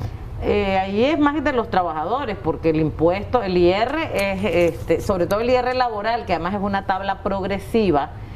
Si un trabajador que gana ya más de 8.333 viene pagando, dependiendo del salario, entre un 10 a un 15%, más el 7% del INS, sí es un monto considerablemente alto. Ocurre otro fenómeno, que con los ajustes al salario mínimo, prácticamente aquellos que están ganando cierta cantidad de dinero, que sé yo, 11.000, 12.000 córdobas, ya luego prácticamente están devengando un salario casi igual que el mínimo, y el IR se lo están quitando y toda esta parte. Entonces la reducción, y en esto no hay un establecimiento específico de la ley para que también los empresarios puedan, conforme ajustan el salario mínimo, también revisar el salario de los trabajadores. Una política de cada empresa. El salario de los trabajadores que suban un poquito más, ¿no? Otra propuesta que ha hecho el COSEP anteriormente era que se elevara el techo del IR para que no se viera afectado cuando haya aumento salarial. Era lo que yo les decía ahorita, creo que eso es lo que hay que revisar. Actualmente está en 100.000 córdobas anuales. Debería subirse un poco. ¿Por qué? Porque ya es muy poca la gente que anda con salario, o sea, que está exenta del pago de IR. Entonces sí debería de subirse, por lo menos ya debería de subirse, aunque sea 120.000 anuales, que ya estaríamos hablando de salarios de 10.000 córdobas mensuales. Pero como les decía, ya esas son políticas del gobierno que tendría que ver, porque efectivamente de este impuesto sale un gran porcentaje del gasto público, pero si pudieran elevarse un poco el techo, y esto beneficiaría a muchos trabajadores. En el caso de lo que le decía, de aquellos trabajadores que ya llevan bastante tiempo laborando en una empresa y que ya prácticamente se están acercando o los que ganan el mínimo se acercan a ganar lo que ganan ellos, ¿esto no se tiene que revisar? ¿No establece nuestra legislación eso? No. Solo aquellas empresas porque por medio de un convenio colectivo sí tienen revisiones de salarios, pero la ley de salario mínimo es clara en decir que se aplica exclusivamente ese porcentaje a los trabajadores que están gozando el salario mínimo, que no implica incremento al resto de trabajadores. Tenemos una llamada, gracias por esperarnos, adelante. Buenos días. Sí, buenos días, adelante. ¿Cuál es su comentario o su pregunta para la doctora? Bueno, buenos días. Es un comentario básicamente para secundar la iniciativa del ebanista, del microempresario que está consciente de que hay que aumentar los salarios de una forma inteligente y eficiente en este país. Es injusto que no ambicionemos a que los trabajadores del salario mínimo no puedan pagar la canasta básica. Es injusto que tengan que trabajar 4 o 5 personas en un hogar para poder cubrir la canasta básica. Ok, muchas gracias. Y es una situación real lo que dice. Definitivamente yo creo que lo que dice la abogada presente, no se pueden subir los salarios en un porcentaje tan alto como se debería, porque todo va a subir. O sea, al pagar más impuestos, el IR, la carga laboral, tiene que haber una propuesta de un gremio económico y analista en el cual hay un incentivo fiscal para las empresas que paguen por encima del mínimo y que pueda ser una cosa muy integral y analítica, no simplemente un 3, un 4, un 5. O sea, hay que ambicionar a lo que realmente necesita la población. Bueno, muchas gracias por su comunicación y se nos quedó pendiente antes de la llamada, doctora, del par de llamadas que hemos recibido en este bloque, lo del sector informal y cómo ha crecido a raíz de los acontecimientos del 2018 a la fecha, cómo a mucha gente no se le está contratando de manera formal y si se les contrata, se le contrata por servicio a pesar de tener horario y de tener características que ameritan un contrato por tiempo indeterminado. Sí, efectivamente, el tema de la informalidad es un tema muy complicado. ¿Por qué? Porque es muy difícil, incluso para el mismo Ministerio del Trabajo, poder saber a dónde hay una fuente de empleo informal o irte a meter al mercado para ver cómo están los derechos laborales de los trabajadores. O sea, eso es muy difícil. Desde que yo estoy viniendo a este programa he recibido muchos mensajes, muchas llamadas y sí, la gente se queja mucho de que no le pagan ni siquiera el salario mínimo. Sí me han escrito muchas personas del campo y también personas del trabajo doméstico. Es increíble la cantidad de personas que trabajan como domésticas y que no perciben el salario mínimo del sector, que es el que habíamos hablado de 6.198 Córdoba, y es una gran cantidad de trabajadoras. Ahora, con relación al otro tema, es importante estar claros de algo. Existen elementos constitutivos de una relación laboral. La subordinación jerárquica, económica, el que tengas un horario de trabajo, la prestación personal del servicio, son características muy propias de una relación laboral. Entonces, si esas características están presentes, aunque al contrato le pongamos contrato por servicios profesionales, si esa persona, una vez que finalizó su relación con la empresa, va y demanda y demuestra que en la práctica estaban presentes esos elementos, pues lo más probable es que el juez establezca que sí había una relación laboral y mande a la empresa a pagar todo lo que no le pagó al trabajador en cuanto a prestaciones durante el tiempo que el trabajador laboró para esa empresa. Ahora, si de verdad es por servicios profesionales, pues así podés trabajar, renovar 5, 6, 7 contratos y no se va a convertir en una relación laboral. Ok, vamos a recibir más comunicaciones, 2222-7808, y tal vez, Jimmy, también leemos algunos de los comentarios que nos hacen a través de nuestra transmisión en Facebook. Estamos en vivo como Canal 10 Nicaragua. Tenemos comunicación antes del comentario. Sí. Muy buenos días, ¿cuál es su consulta, su aporte al tema? Le escuchamos. Muy buenos días, saludos para la doctora. La situación es la siguiente, la solución está así: ayudarle al emprendedor, ¿verdad?, subirle los salarios a los trabajadores, que es una responsabilidad compartida con el gobierno, y que el gobierno aún, por favor, no suba los precios de la canasta básica y que queden los impuestos estables por lo menos por un año, no subir. Esa sería la solución, para que no, si sube el salario, suben los impuestos. Que el gobierno no suba los impuestos y que subir su salario. Esa es la solución efectiva, creo yo. ¿Qué me puede decir la doctora? Gracias por su participación. Gracias por su comunicación. El problema es que los impuestos son... ¿Se pueden congelar los impuestos legalmente? Mira, el problema es que los impuestos son difícil. en porcentaje, entonces un porcentaje de tus ingresos, entonces elevan tus ingresos, eleva el pago de tus impuestos, porque no es un monto, no es una suma, es un porcentaje de lo que percibís. Para eso tendrían que reformar la ley y lo veo muy difícil, pues, realmente. Uno de los comentarios que nos hacen a través de nuestra transmisión de Facebook es Johanna Palacio, quien dice que es irreal que en Nicaragua se esté ganando al menos $200 mensuales cuando el costo de la canasta básica supera los 16.000 córdobas. Prácticamente se tienen que agrupar más de 4 personas para poder complementarnos. Así es. Digamos, el sector servicios personales y comunitarios, yo diría que es como, para mí es como el más grande, porque abarca una serie de empresas, ¿no? De tipos de empleo. Entonces, apenas está en 6.200 córdobas, ni siquiera llega a los $200.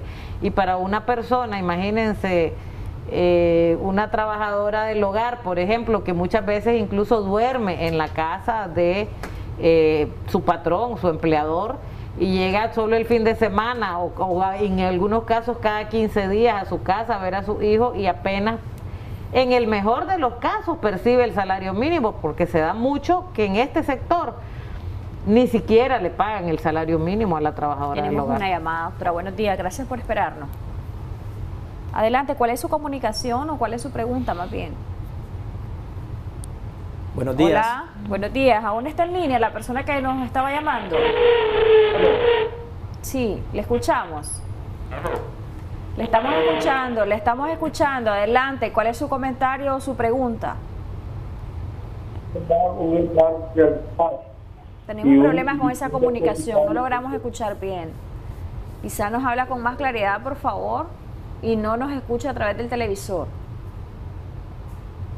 Bueno, tenemos problemas con la comunicación. Le pedimos a la persona que llamó que vuelva a marcar, que libere la línea de previo para que otras personas que desean participar así lo hagan. ¿Aló? No se escucha acá en el estudio de la comunicación. Tenemos un comentario a través de nuestra transmisión de Facebook. ¿Por qué en el caso de Nicaragua y no en el caso de otros países de Centroamérica el salario mínimo es mucho más alto? En Nicaragua es por debajo de los $200. ¿Qué factores influyen para que en el caso de Nicaragua tengamos un mejor salario mínimo? Nos dice a través de una transmisión, un comentario de la transmisión de Facebook. También otra persona nos dice, Ervin Arteaga, que debe contener un contrato de servicio profesional para que sea considerado servicio profesional y no sea considerado un contrato de relación laboral por tiempo indeterminado.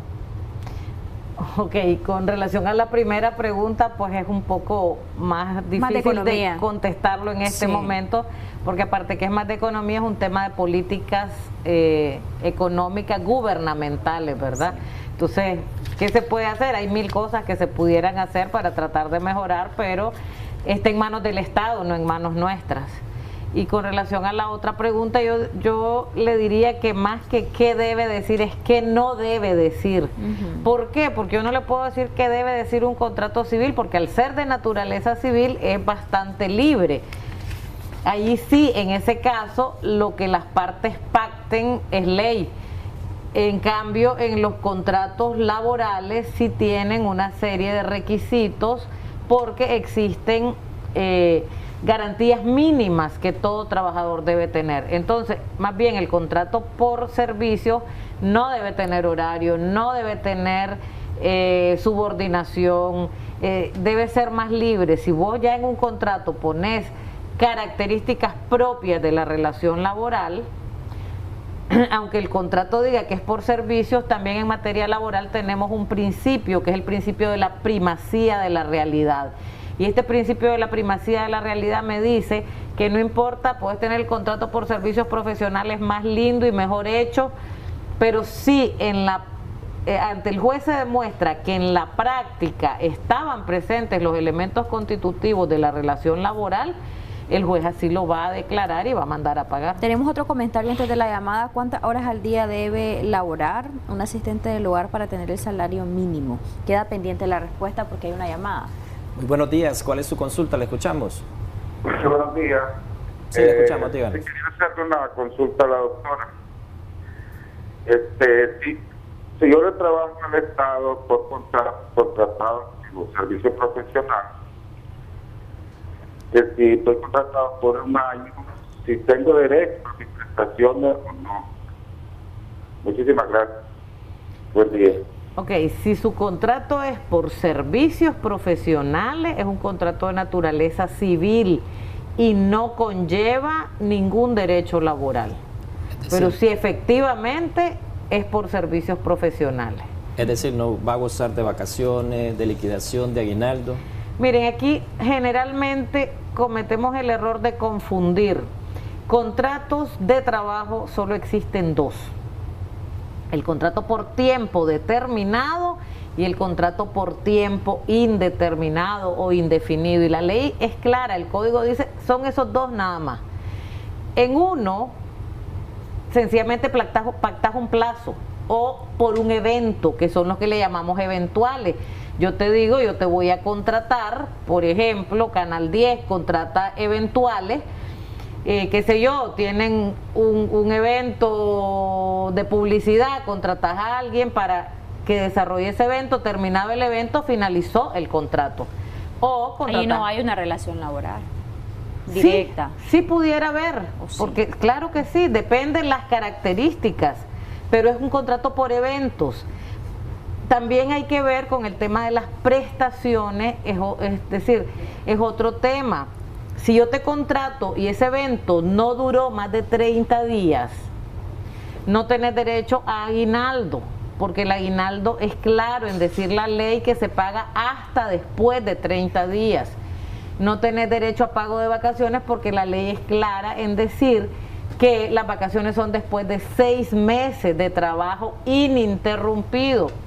Y no tenés derecho a la indemnización por años de servicio porque el artículo 45 es claro en decir que solo se paga cuando el contrato es por tiempo indeterminado. Entonces la ley nos establece en qué casos vas a pagar prestaciones. Entonces es un trabajador eventual y puede ser un contrato de trabajo, pero por el tiempo en que duró el evento, si este evento es menor de un mes, solo le vas a pagar el salario de los días laborados y no tiene derecho a ninguna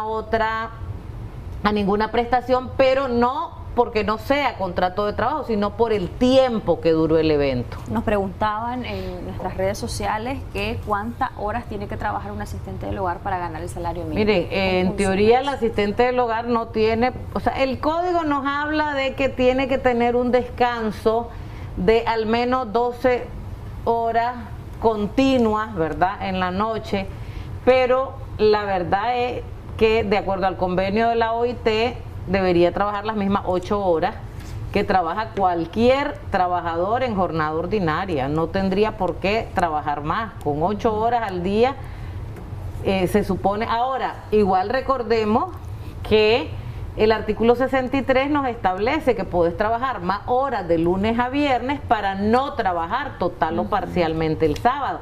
Entonces, si la trabajadora del hogar se va el sábado en la mañanita a su casa, sí puede trabajar más horas de lunes a viernes porque no está trabajando las horas del sábado. ¿Y qué pasa, doctora, si la trabajadora o asistente del hogar tiene dormida adentro y la hacen trabajar más de las 8 horas?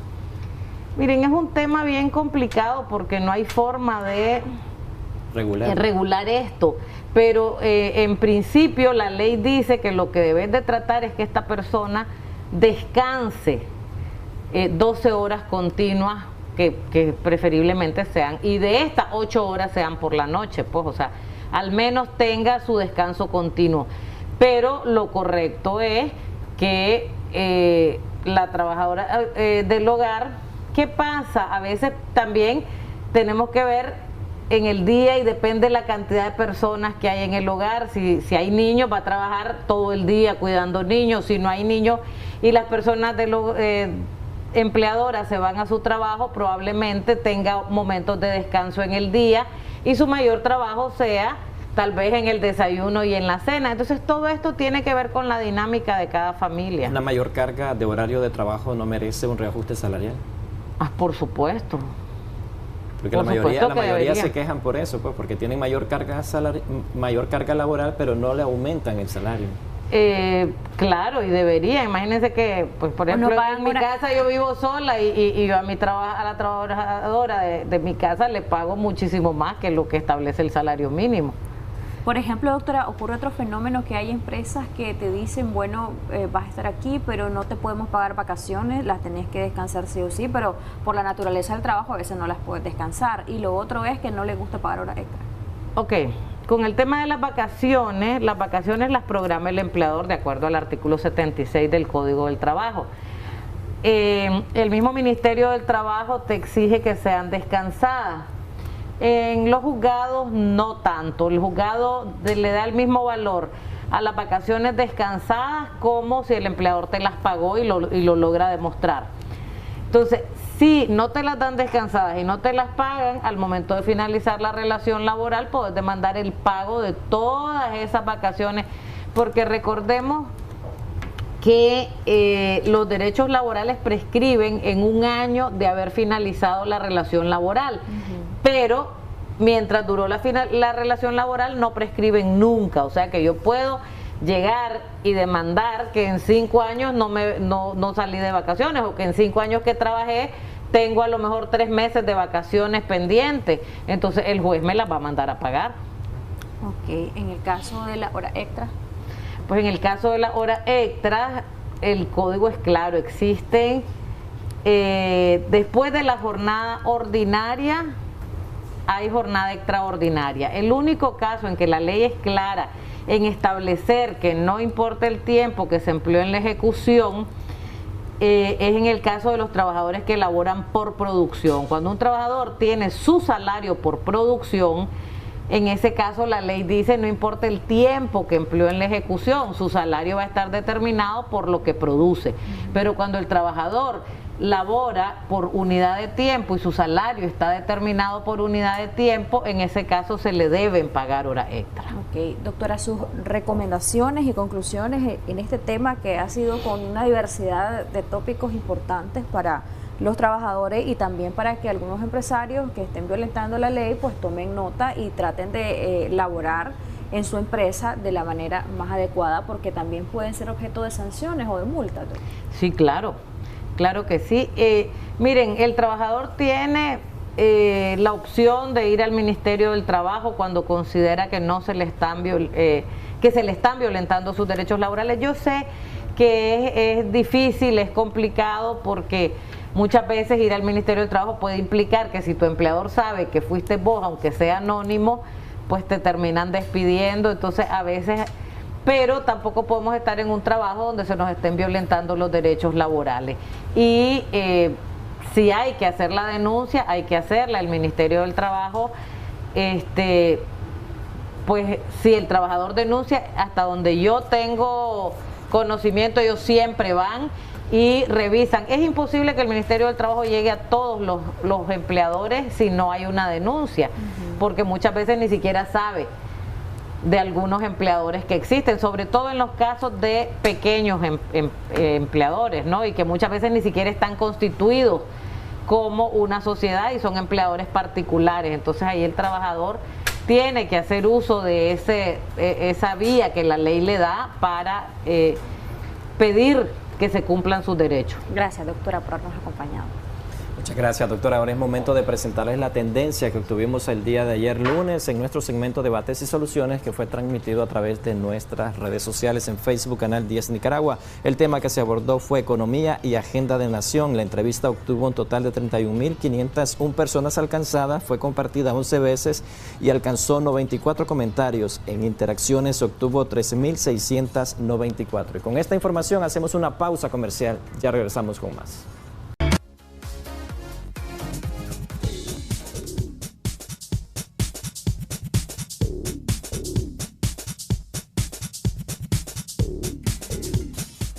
Seguimos con más en Acción 10 en la mañana y comprometidos con llevarles información de su interés, vamos a establecer comunicación con Christopher Guevara, quien se ha trasladado hasta el mercado oriental, esto para conocer los precios en que oscilan los principales productos que integran la cesta familiar. Varios productos como el queso, huevos y los perecederos han experimentado una disminución en su valor monetario.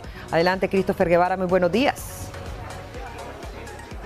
Efectivamente, qué gusto saludarles a esta hora de la mañana, familias nicaragüenses, a ustedes gracias por su sintonía en Acción 10 en la mañana. Nosotros, correspondiendo a su fidelidad, queremos, por supuesto, darles a conocer el comportamiento de precios que tienen los principales productos que necesita en su canasta básica. Estamos desde el mercado oriental, el mercado más grande de Centroamérica. Precisamente este se convierte en el mejor termómetro económico para conocer el precio de estos productos en voz de los comerciantes. Escuchemos.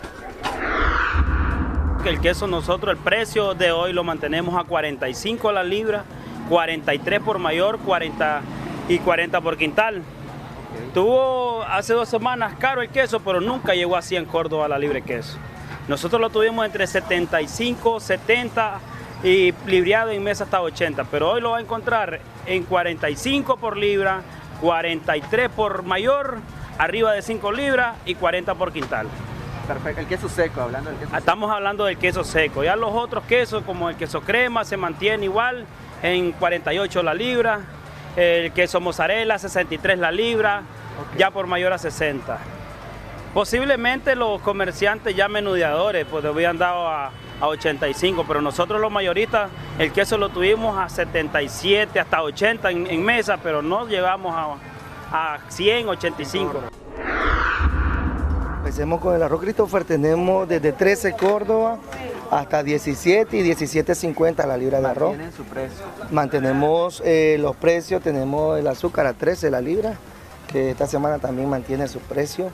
Lo que incrementó un poco en esta semana fue el frijol, a 25 la libra. 25 Córdobas, incrementó 3 Córdobas. Sí, estaba a 22 la libra, ahora está a 25. Frijol rojo, frijol chile, el aceite bajó un poquito, a 64 el litro.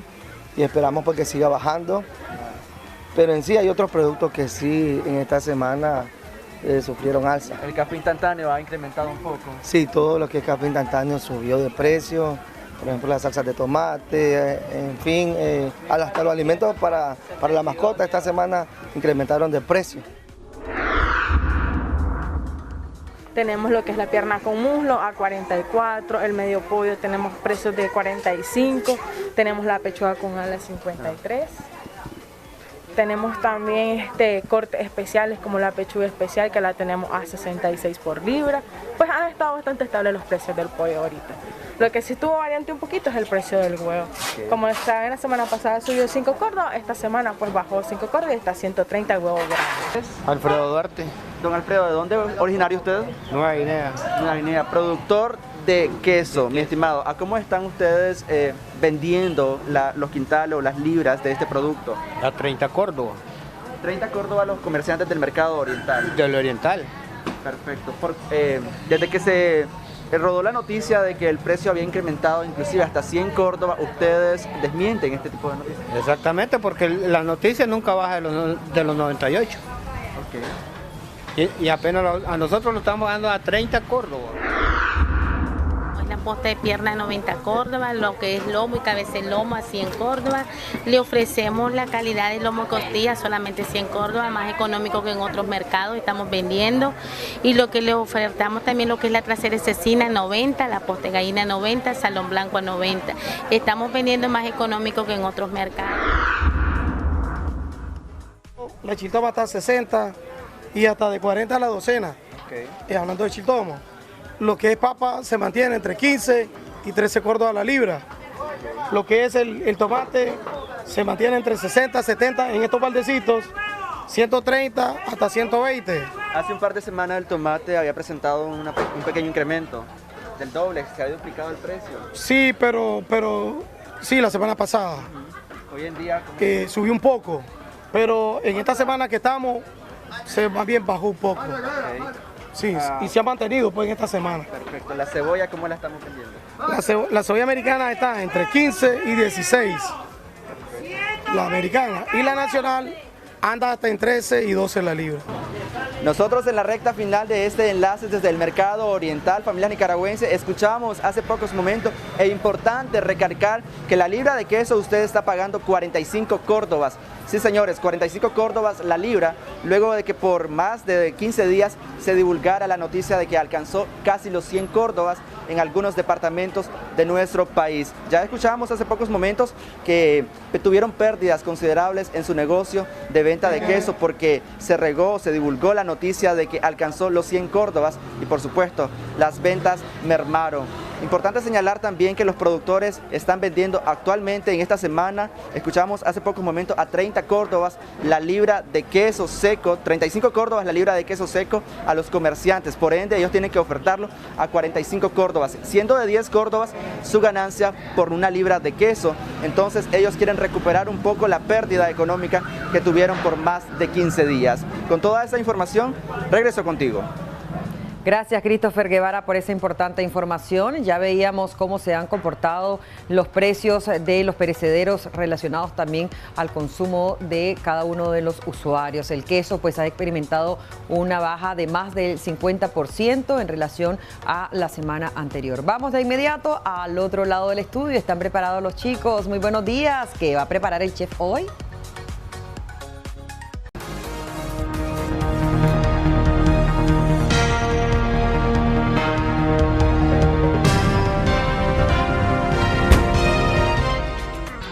Exactamente, ya está con nosotros nuestro especialista y en todo lo relacionado a la parte jurídica, el doctor Omar García, para abordar un poco sobre ese derecho conyugal en la unión de hecho estable. Él nos los va a decir, nos va a informar. Si usted también desea participar o hacer alguna consulta, puede hacerla al 2222-7808. Muy buenos días, doctor, gracias por acompañarnos. Buenos días, Lili, gracias por esta invitación que siempre me hacen los días martes. Gracias, verdad, a toda esta audiencia que está presente, porque al final ellos son los que están interesados en ver cada programa y de igual manera que llaman, verdad, en las líneas fuera de programa. Vamos a recordar un poco sobre la unión de hecho estable, doctor, porque ahora el Código de la Familia también ya en alguno de los capítulos hablas un poquito de eso y el derecho ahora que se puede hacer o inscribir esa unión de hecho estable. Bueno, cuando hablamos de unión de hecho estable, el artículo 83 del Código de la Familia establece prácticamente que es un acuerdo voluntario entre un hombre y una mujer. Pero específicamente cuando hablamos de unión de hecho estable, se tienen que dar un requisito muy esencial para que se pueda constituir notarialmente. Uno de ellos es de que sea estable, notorio y singular, y que prácticamente esta pareja, ¿verdad?, los convivientes tengan 2 años aproximadamente para poderse constituir. Okay. Ahora bien, cuando hablamos de que se puede constituir notarialmente, tiene que ser no ante cualquier notario, sino tiene que ser uno que tenga 10 años en el ejercicio de la notaría. De igual manera, tenemos que tomar en cuenta de que el judicial, ¿verdad?, de familia puede también constituir lo que es la unión de hecho estable y la finalización de ella misma. Porque hay 2 formas. Una, se constituyen para poder convivir, porque existe una familia, porque existe un niño, sí, y por lo tanto ellos no se quieren casar o como el matrimonio, sino que lo ven más práctico lo que es la unión de hecho estable. Sin embargo, los mismos derechos y las mismas garantías tiene el matrimonio que el derecho, que es la unión de hecho estable. Igual, hablando de derecho, doctor, dentro de esa unión existen deberes, responsabilidades. Bueno, cuando hablamos de la unión, igual como decía, hay derechos, ¿verdad?, que las partes, que los convivientes tienen que cumplir. Uno de ellos es garantizar, ¿verdad?, la familia, lo que son las condiciones. Tenemos que hablar también del derecho a la convivencia, okay, derecho a un hogar, derecho a constituir su propia familia, a tener también el derecho, ¿verdad?, cuando un hijo nace 5 días con goce de salario, porque así lo dice la ley. De igual manera, obtener todos los beneficios de la seguridad social, porque de igual manera como el matrimonio se puede presentar lo que es al Instituto de Seguridad Social, lo que es la escritura de unión de hecho estable, o bien lo que es la certificación de la misma cuando nosotros vamos e inscribimos esta escritura pública. Ok, cuando hablamos de esto, y usted que decía escritura pública, se inscribe esa unión de hecho estable, porque se ha conocido que normalmente es el matrimonio, pero la unión de hecho estable después de esos 2 años se puede inscribir, ¿dónde? Ok, cuando se constituye, ¿verdad? Igual como lo que establece la ley, y los requisitos, igual como el matrimonio, cuando van ante un notario público, ¿verdad?, se tiene que elaborar la escritura, y esta escritura se le señala al final de que tiene que estar legalmente inscrita para que tenga todas las prerrogativas de ley, porque una cosa es que elabore, ¿verdad?, el notario lo que es la escritura pública, pero también esta escritura se tiene que constituir e inscribir en el registro público de las personas, en el registro civil o la alcaldía. Entonces, ¿cuál sería la diferencia con un matrimonio? Porque casi es parecido. Bueno, son iguales. La única diferencia, Odili, es en la parte de solemnidad. Por ejemplo, para la unión de hecho estable no se hace una ceremonia, no es un acto solemne como tal cuando yo voy, ¿verdad?, a casar a una pareja, a un hotel, a su casa de habitación o en mi notaría. Entonces que tengo que retomar lo que establece la ley y unirlo como establece la Corte Suprema de Justicia. Sin embargo, cuando hablamos de unión de hecho estable, solo se constituye en una escritura pública. Todos los requisitos que establece la ley se deben establecer y dar igual como el matrimonio. Sin embargo, no existe esta solemnidad que hablaba con relación al matrimonio. Esta es la única diferencia que puede existir, pero en relación a los derechos, deberes y garantías son los mismos, similares a los que tiene el matrimonio. ¿Cómo no? Y hablando de esas garantías en cuanto al matrimonio, ya una vez, tenemos la llamada. Muy buenos días, le escuchamos, adelante. Quería preguntarle al panelista, buenos días también y mucho gusto, que en la unión de hecho estable, si las dos parejas, por así decirlo, una es casada y la otra no es casada, ¿se puede realizar esa unión? Gracias. Gracias a usted por llamarnos, doctor. Bueno, entonces debo manifestarle que no se puede dar, ¿verdad?, lo que es la constitución de la unión de hecho estable, porque tiene que cumplir los requisitos, tiene que estar soltero, porque de igual manera hay dos testigos que van a comparecer en esta escritura pública y ellos van a decir que los convivientes no tienen ninguna relación de pareja anterior.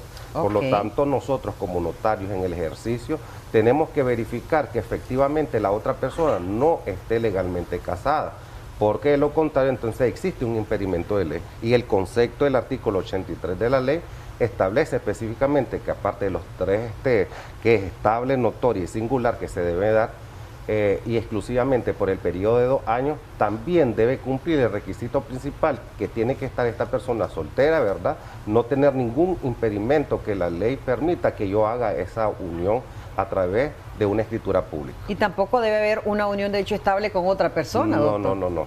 No se puede, porque por eso nosotros como notarios tenemos que verificar efectivamente a través de la soltería de que ellos no tienen ningún vínculo con otra persona.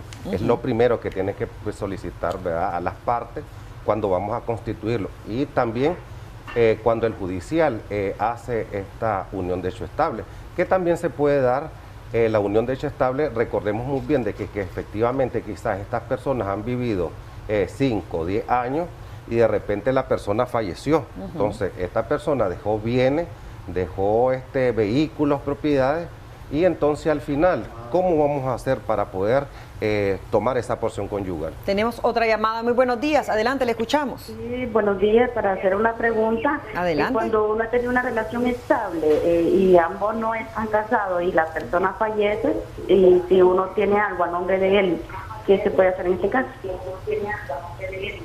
Bueno, Odili, es lo que estaba explicando anteriormente, de que efectivamente cuando una persona ha convivido 5 o 10 años, entonces, y hay bienes en común, vehículos, camionetas, y al final, recordemos que el artículo 1001 del Código Civil habla de la sucesión ad intestatus, que es intestada, que al final la persona fallecida no dejó un testamento, no dejó una donación, no dejó absolutamente nada. Entonces, es aquí cuando el judicial de familia, a través de una acción que se llama acción de ratificación de unión de hecho estable, es que a través de una sentencia nosotros tenemos que evidenciar que efectivamente se dieron estos 2 años de convivencia, se dieron también, bueno, hay que presentar lo que es la carta de soltería, el acta de defunción, si hay hijos de por medio, las certificaciones, porque recordemos que los primeros a suceder no es los convivientes, sino que son los hijos en primer orden. Entonces, en tercer, cuarto lugar está lo que es la pareja, y el artículo 89 del Código de la Familia lo deja claro, que la porción conyugal la debe solicitar la viviente en este caso. Por lo tanto, se realiza lo que es la unión de hecho estable, pero a través de una sentencia para que tenga efecto en materia civil y que esta persona vaya a reclamar los bienes que la persona dejó. Eso independiente, así antes de los 2 años de estar conviviendo ya tenían hijos, entonces porque automáticamente el hijo viene a ser parte de los herederos. Claro que recordemos muy bien, con solo el registro, ¿verdad?, del certificado de nacimiento, no tenemos que comprobar más que con el certificado, evidenciar de que era pues, hijo del fallecido, y estos sí son menores de edad, entonces quienes los representan son sus padres, y en el caso que sean mayores, pues efectivamente ellos tendrán que presentar un juicio, ¿verdad?, declaratoria de heredero, pero previo la persona viviente, ¿verdad?, la que convivió con esta persona, tiene que presentar una acción previa de unión de hecho estable y ratificación y finalización de la misma. Doctor, ¿se puede disolver la unión de hecho estable? Sí, se puede disolver de igual manera por mutuo consentimiento cuando las personas están vivas, ¿verdad? Sí. A través de una escritura pública ante el notario de años de experiencia, y también se puede disolver a través de manera unilateral, igual como que fuera un divorcio, pero de unión de hecho estable. Ok, si nunca inscribieron esa unión de hecho estable, ¿también habría derecho para uno de los cónyuges? Se tiene que inscribir para que surja efecto. Recordemos muy bien que lo importante es el certificado, y las instituciones como tal no van a retomar en sí la escritura pública, aunque sí es una evidencia, y es lo que pasa también, que muchas veces nosotros como nicaragüenses dejamos a última hora las cosas y al final no inscribimos el acta o el certificado o la constancia que hemos emitido. Sin embargo, para que surjan todos los efectos jurídicos legales, tenemos que tener el certificado de matrimonio o un certificado de unión de hecho estable. ¿La inscripción tiene algún valor monetario, doctor? Cuesta 65 córdobas, 120 en el Consejo Supremo Electoral, dependiendo, ¿verdad?, que si es un servicio rápido o un servicio para 8 días. Excelente, doctor, muchísimas gracias. Omar García estuvo hablando con nosotros en relación a lo que establece la unión de hecho estable, también contemplado en el Código de la Familia. Importante también asumir derechos, pero también responsabilidades. Gracias, doctor. Muchas gracias a ustedes por la invitación. Bueno, ahí veíamos los números de teléfono en pantalla del doctor García. Hacemos una pausa comercial y ya volvemos.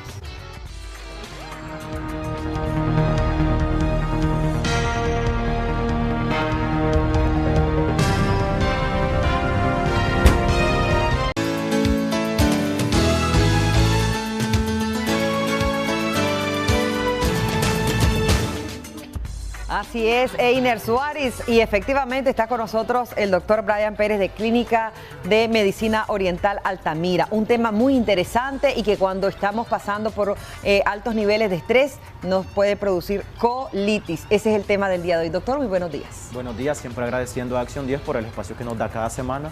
La colitis es la inflamación en el intestino grueso, pero muchas veces afectada también el intestino delgado. Por lo general los pacientes comienzan a sentir dispepsia, una sensación de llenura, pero comen poco y el estómago se les crece. Hay bastante flatulencia, también acompañado por eruptos o regurgitación. Los pacientes tienden a regurgitar. También las heces siempre tienen que tener cuidado cuando vayan al baño, siempre hay que observar la heces, porque cuando ya llega un momento o ya tienen mucho tiempo con colitis, las heces tienden a ser de color negro. ¿Qué significa que estén de color negro? Significa que los pacientes están teniendo un sangrado. Cuando ya la colitis tiene bastante tiempo, también puede hacerse una úlcera, y esta úlcera puede estar refiriéndonos sangre en las evacuaciones.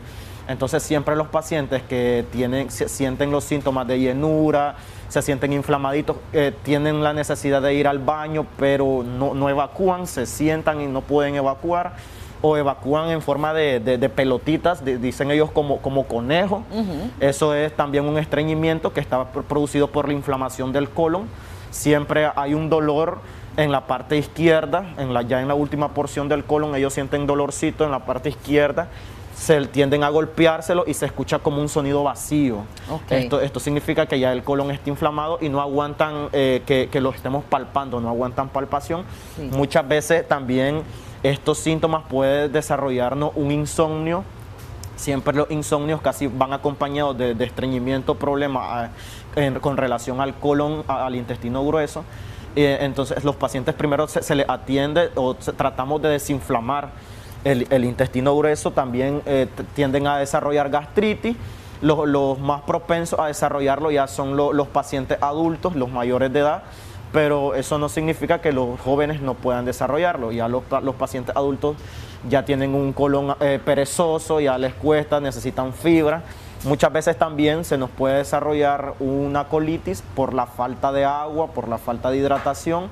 Entonces las heces se tienden a secar y tienden a dar una inflamación al colon. Al no poder evacuar por falta de agua o por falta de hidratación, el intestino grueso no está muy bien lubricado, por así decirlo, entonces tiende a haber una inflamación. Ya o hay personas que comen demasiada carne, demasiada fibra, estos también tienden a darnos una inflamación en el intestino grueso. Siempre hay que hacer un poquito de ejercicio. Los pacientes también que tienen una vida sedentaria tienden a desarrollar colitis o tienen problemas para ir al baño. Siempre el estreñimiento y el insomnio es acompañado. Doctor, hay muchos que dicen que podría ser, o en la mayoría, el estrés. ¿Eso en realidad es lo que provoca esa colitis o hay otros factores que intervienen? Nos responde después de la siguiente llamada. Adelante, le escuchamos. Buenos días. Doctor, yo me he fijado que a mí me provoca colitis mucho los refrescos en polvo y todo lo que es químico. ¿Qué tan dañino puede ser para uno eso? Que hoy día yo los evito, trato de evitarlo. ¿Qué me recomienda usted para tratar de evitar la colitis? Buenos días, muchas gracias. Gracias a usted por llamarnos. Lo más recomendado sería tratar de dejar el sedentarismo, por si la paciente es una persona sedentaria, tratar de hacer a un lado la comida chatarra, por así decirlo, tratar de evitarse y tomar uno que otra fibra limpia colon para desinflamar, evitar tomar analgésicos, evitar tomar colipap y todo esto, porque lo más que hacen es sacarnos gases, los gases y a irritar la mucosa gástrica, que en este caso es lo que no queremos. Hay una llamada. Tenemos otra llamada. Muy buenos días, le escuchamos. Sí, buenos días. Buenos días, doctor. Buenos días. Yo tengo todos estos síntomas, fíjate que yo tengo dolor. Yo soy doctor, me duele mucho, al lado de aquí, desde el colon. Sí. Y cuando voy al baño, cuando voy a la universidad, hago así, mucho doctor, así como de comer. Sí. A ver si nos repite, por favor, que hay una interrupción en la comunicación. Sí, le digo que yo tengo todos estos síntomas, que es el doctor, mi nombre es Medardo, ese es el problema, sí, me sabían más síntomas que después. Como no, quizás nos deja sus datos completos, dice que los síntomas a los que usted está refiriendo los tiene él, entonces sí, que nos deje los datos completos para una consulta. Así, sí, también tienden a sentir sensación de pesadez, los pacientes sienten pesadez o sienten que el estómago les va a reventar. Por lo general siempre la colitis también viene desarrollada por otras enfermedades, por ejemplo el hígado graso. Siempre está acompañado igual de la colitis o tienden después de un tiempo de tener hígado graso, tienden a desarrollar esta inflamación en el colon. Entonces, lo más recomendado es de que los pacientes traten de hacer dieta y hacer un poquito de ejercicio y tomar agua, evitar tomar antiinflamatorios, porque hay pacientes que toman antiinflamatorios por la misma inflamación del colon. Sí. Entonces, evitar tomar antiinflamatorios y tomar fibras. Hay fibras naturales que no van a hacer ningún daño, nada más que van a ayudar a la limpieza y a la desinflamación del colon. Entonces se podría tomar fibras, que es lo más casero que se puede. Anteriormente hablábamos y le consultaba yo si solamente el estrés nos puede provocar quizás la colitis o hay otros factores que intervienen, doctor. Hay colitis que más que todo el estrés lo que nos puede ocasionar es como un estreñimiento. Cuando hay bastante estrés, los pacientes tienden a estreñirse, incluso cuando hay una colitis o hay un estrés y los pacientes desarrollan estreñimiento, a veces los pacientes refieren tener un dolor como un síndrome de Fajón, que le abarca el estómago y le abarca la parte lumbar. Se le hace un examen físico a ver si responden, a ver si no son los riñones, se le hace un examen físico, unos cuantos golpecitos y no son los riñones. Entonces posiblemente pueda ser el intestino grueso que esté afectando, la parte lumbar también es bastante, el dolor es bastante irradiado, incluso el dolor cuando ya hay una colitis bastante grave, por así decir, tiende a dar un dolorcito también en la parte de la cadera, que incluso hay pacientes que inmovilizan el miembro inferior izquierdo, lo llegan a inmovilizar por la inflamación que está teniendo, que está sufriendo el colon. Y hay días, por ejemplo, ya una paciente con 4 días de no defecar, ya una paciente que está en tensión por lo mismo, por no poder, pero igual ya está desarrollando otra sintomatología. Incluso comen y no defecan, no llegan a evacuar, desarrollan más sintomatología, ya comienzan a desarrollar los calambres, porque a veces sienten sensación de calambre igual, ya comienzan el estómago crecido, como sandía, dicen ellos, lo dando como sandía, e incluso ya comienzan a dar problemas en los miembros inferiores, el dolor de fajón comienza a revelarse también, ya 4 días de tener un estreñimiento y mucho más antes, la inflamación en el colon, tienden a darnos un sinnúmero de problemas. Dice también una amiga que nos está siguiendo a través de las redes sociales en Facebook que ella se siente enferma, que desde que se levanta está cansada, que no es quizá el tema, pero no siente ella esa sensación de llenura, más bien siempre está con hambre. ¿A qué se deberá esto? Siempre tiene que hacerse, por ejemplo, podría ser parásito, un examen a ver si hay parásitos, o tomar un poquito de vitaminas. Por lo general en la consulta nosotros hacemos un examen de iris que se llama iridiología, que vemos a través del ojo, ahí podemos ver si hay una inflamación en el colon y hay una parte en el ojo que se llama centro vital.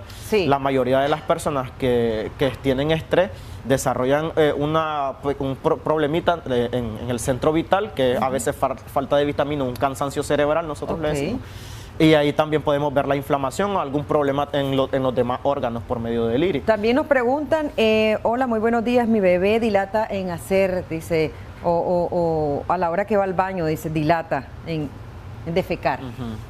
Hay que ver qué edad tiene el niño y qué es lo que está comiendo. Recordemos que los padres tienden a darle chivería a los niños y esto también puede llevarnos a desarrollar un estreñimiento, una sequedad en el intestino grueso. A veces hasta 3 días dice que dilata para poder defecar y le duele muchísimo. Hay que ver el color también de la S y cómo está evacuando. ¿Qué recomendaciones en Clínica de Medicina Oriental le puede brindar a nuestros amigos televidentes y a aquellas personas que van a llegar allá? La primera recomendación sería dejar el sedentarismo. Si sienten estos síntomas que acabamos de mencionar, dejar de comer comida chatarra y empezar una dieta balanceada. Tratar de evitar comer carnes porque estos resecan y es un poquito difícil para el sistema digestivo transformarlo transformarlo. Entonces tratar de evitar un poquito de comer carne y tener una comida saludable, hacer ejercicio, tomar agua. ¿Qué sucede con aquellas personas que ya son reincidentes? Siempre las personas que vuelven a presentar...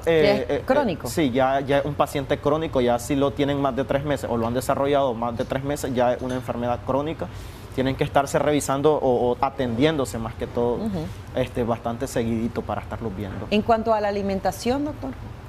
Sí, ya como lo dije, tratar de no comer carnes, tratar de no tomar lácteos. Se ha descubierto que los lácteos inflaman el intestino grueso, entonces tratar de no tomar lácteos y muchas veces la colitis viene por bacteria o por virus, entonces tratar de no tomar agua purificada por lo mismo, por las bacterias o los virus que pueden llegarnos a inflamar el intestino grueso y hacer un poco de ejercicio. ¿Qué sucede, doctor, ya para concluir, con aquellas personas que hacen remedios caseros y normalmente cuando ya están presentando esto se toman algún tipo de aceites? Los remedios caseros siempre tienen que ser con cuidado, con supervisión de un profesional, porque se toman las hojitas y al final llegan a la consulta con una intoxicación en el intestino o en el sistema digestivo. Todo el sistema digestivo está intoxicado, entonces siempre hay que buscar la ayuda de un profesional para poder tomar algún té, porque todo tiene su medida, no todo exageradamente. Gracias, doctor Pérez, por cada una de las recomendaciones y también las orientaciones que nos ha dado a cada uno de nuestros amigos televidentes. Ahí veíamos los números de teléfono en pantalla. Si quiere hacer alguna consulta en Clínica de Medicina Oriental Altamira, con gusto le van a atender. Muy buenos días, doctor. Muy buenos días. Hacemos una pausa y ya volvemos.